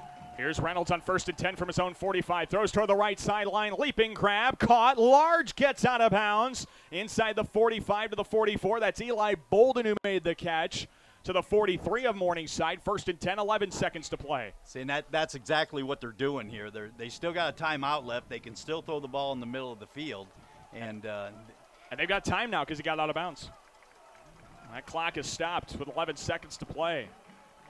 That's what I mean. You can still throw the ball in the middle of the field, and if you get the ball down around the 25, 30-yard line, now your Hail Mary is you got options on both sides of the field at that point. Here's 1st and 10, Mustang 43. 3 receivers left, 1 right, 11 seconds to play. Reynolds in the pistol, takes a bell high snap, 3-step drop, looks to throw over the middle, caught by, no, it's dropped by Bolden. Incompletion inside the 30. We have a flag back behind the play at the defender 49. And let's see what we've got here. I think we might have roughing the passer. I heard a slam from the Morningside coaches next to us, so I'm not expecting good things from this penalty. And this will really help the defenders with 6 seconds to play. Personal foul called on the Mustangs. That'll move up 15 yards to the 28. They're really lucky he dropped the ball, or or the ball right now be down around the 15. 6 seconds to play. I think you may have 2 chances here, Bob, with a timeout. If you can get down quickly call the timeout, you might have 2 plays. I don't think you have 2 plays in the end zone. All right. And a timeout. Yeah, Coach Penner recognizes that. He's going to use a timeout. So here's the game. It's 1st and 10 for the defenders. Mustang 28-yard line. Morningside 34, Dordt 28 on the People's Bank scoreboard. No timeouts left. We have to decide it here on the football field with 6 seconds left to play. Let's try and track down the third member of our crew. Nathan Hoagland's down on the sideline, maybe doing some eavesdropping for us. Nathan, what are you hearing from some of the players, the coaches, as they get ready for this big play? Their rule right now is exactly what it has to be during a Hail Mary. Nothing behind you, nothing over your head. Keep everyone in front of you. Keep everyone in front. That's a good rule to live by here on the Hail Mary. Thank you very much, Nathan, for being our ears down there on this crucial game. One of the biggest scares in the regular season that Morningside has gotten at home in a long time. The last time the Mustangs lost in the regular season in GPAC play was the November 2015 game in Crete. The Tigers took a 2-point conversion with no time left and won 49-48 over the Mustangs. That was the last time Morningside lost a GPAC regular season football game. Here's 1st and 10. Game on the line of the Mustang 28-yard line. A 6-point Morningside lead, 6 seconds to play. Reynolds drops to throw, heaves it up toward the end zone. Game decided here. It's picked off in the end zone. Lonell Boyd Jr., he got it the first time, and they rule an interception for Boyd. Game's over. Morningside wins. Morningside wins 34-28. Lonnell Boyd Jr. comes away with the football, and the Mustangs come away with an unblemished record by a 34-28 final score on our People's Bank scoreboard. What a ball game, Bob. Morningside was down 28-19 with about 7 minutes left in the fourth quarter, and they engineer a great 15-point comeback to win by 6. Yeah, I made the comment about 2 hours ago. If you're not at Olson, you're missing a heck of a college football game. Yes. And if you weren't listening or watching, you're definitely missing it. I'd say if you're listening to this contest, be sure to call all your buddies and tell them how much of a square they are that they missed this great college football game. 34-28, Morningside survives the upset bid from 15th-ranked Dordt University. Our final score, 34-28 on the People's Bank scoreboard. Let's get a break in. When we come back, our Long Lines post-game report coming up when we return to Elwood Olson Stadium. Nathan Hoagland's going to get instant reaction from Coach Ryan. We'll also take a look at the post-game stats and take a look at scores around the conference. 34-28, your final score. We're back in 4 minutes with our Long Lines post-game report. You're listening to Mustang Football on the voice of Morningside Athletics, Fox Sports Radio 620 KMNS, Sioux City.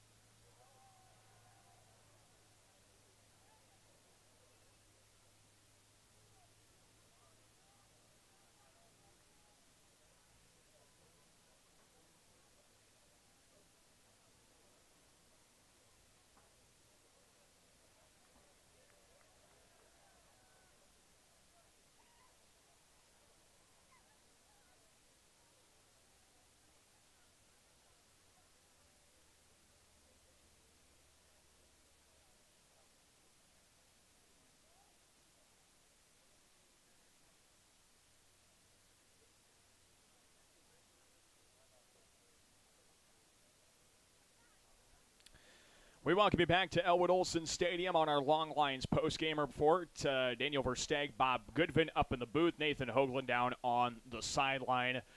What a game. Morningside pulls off the win and survives 15th-ranked Dordt University's upset bid by a final score of 34-28. Coming up in just a few minutes, we hope to get an interview with Coach Ryan. Nathan Hoagland will be talking to him down on the field and see if he can beat the media rush to try and talk to him. Coach Ryan's going to be a very wanted man. This game has been is a classic. I mean, Bob, we were talking in the break. You know, Morningside routinely wins big games, and you kind of get a little comfortable. A game like this makes you uncomfortable. It makes you nervous, but like you said, this is the reason we broadcast football games. It's for games like this. They're going back and forth. It's one score all game, and, well, you end up with a finish like that for the ages. Well, this is what makes you a football fan. I mean, that was a great football game.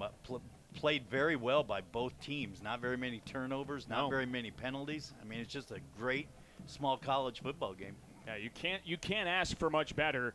And the NAIA, I hope, I got to say, I hope the NAIA looks at this game and does not penalize Dordt too hard in the rankings and keeps them potentially eligible for a playoff contest. Now, if they end up losing to Northwestern the following week, that's another story. A 3-loss team would really be tough to let into the playoffs at that point. But I hope the NAIA looks at this from a realistic perspective and says Dordt led all the way up to the final minute of the game against the third-ranked team of the country and gives them some props for it. I hope they do that. I'm probably wrong, but I hope they give them some nod here.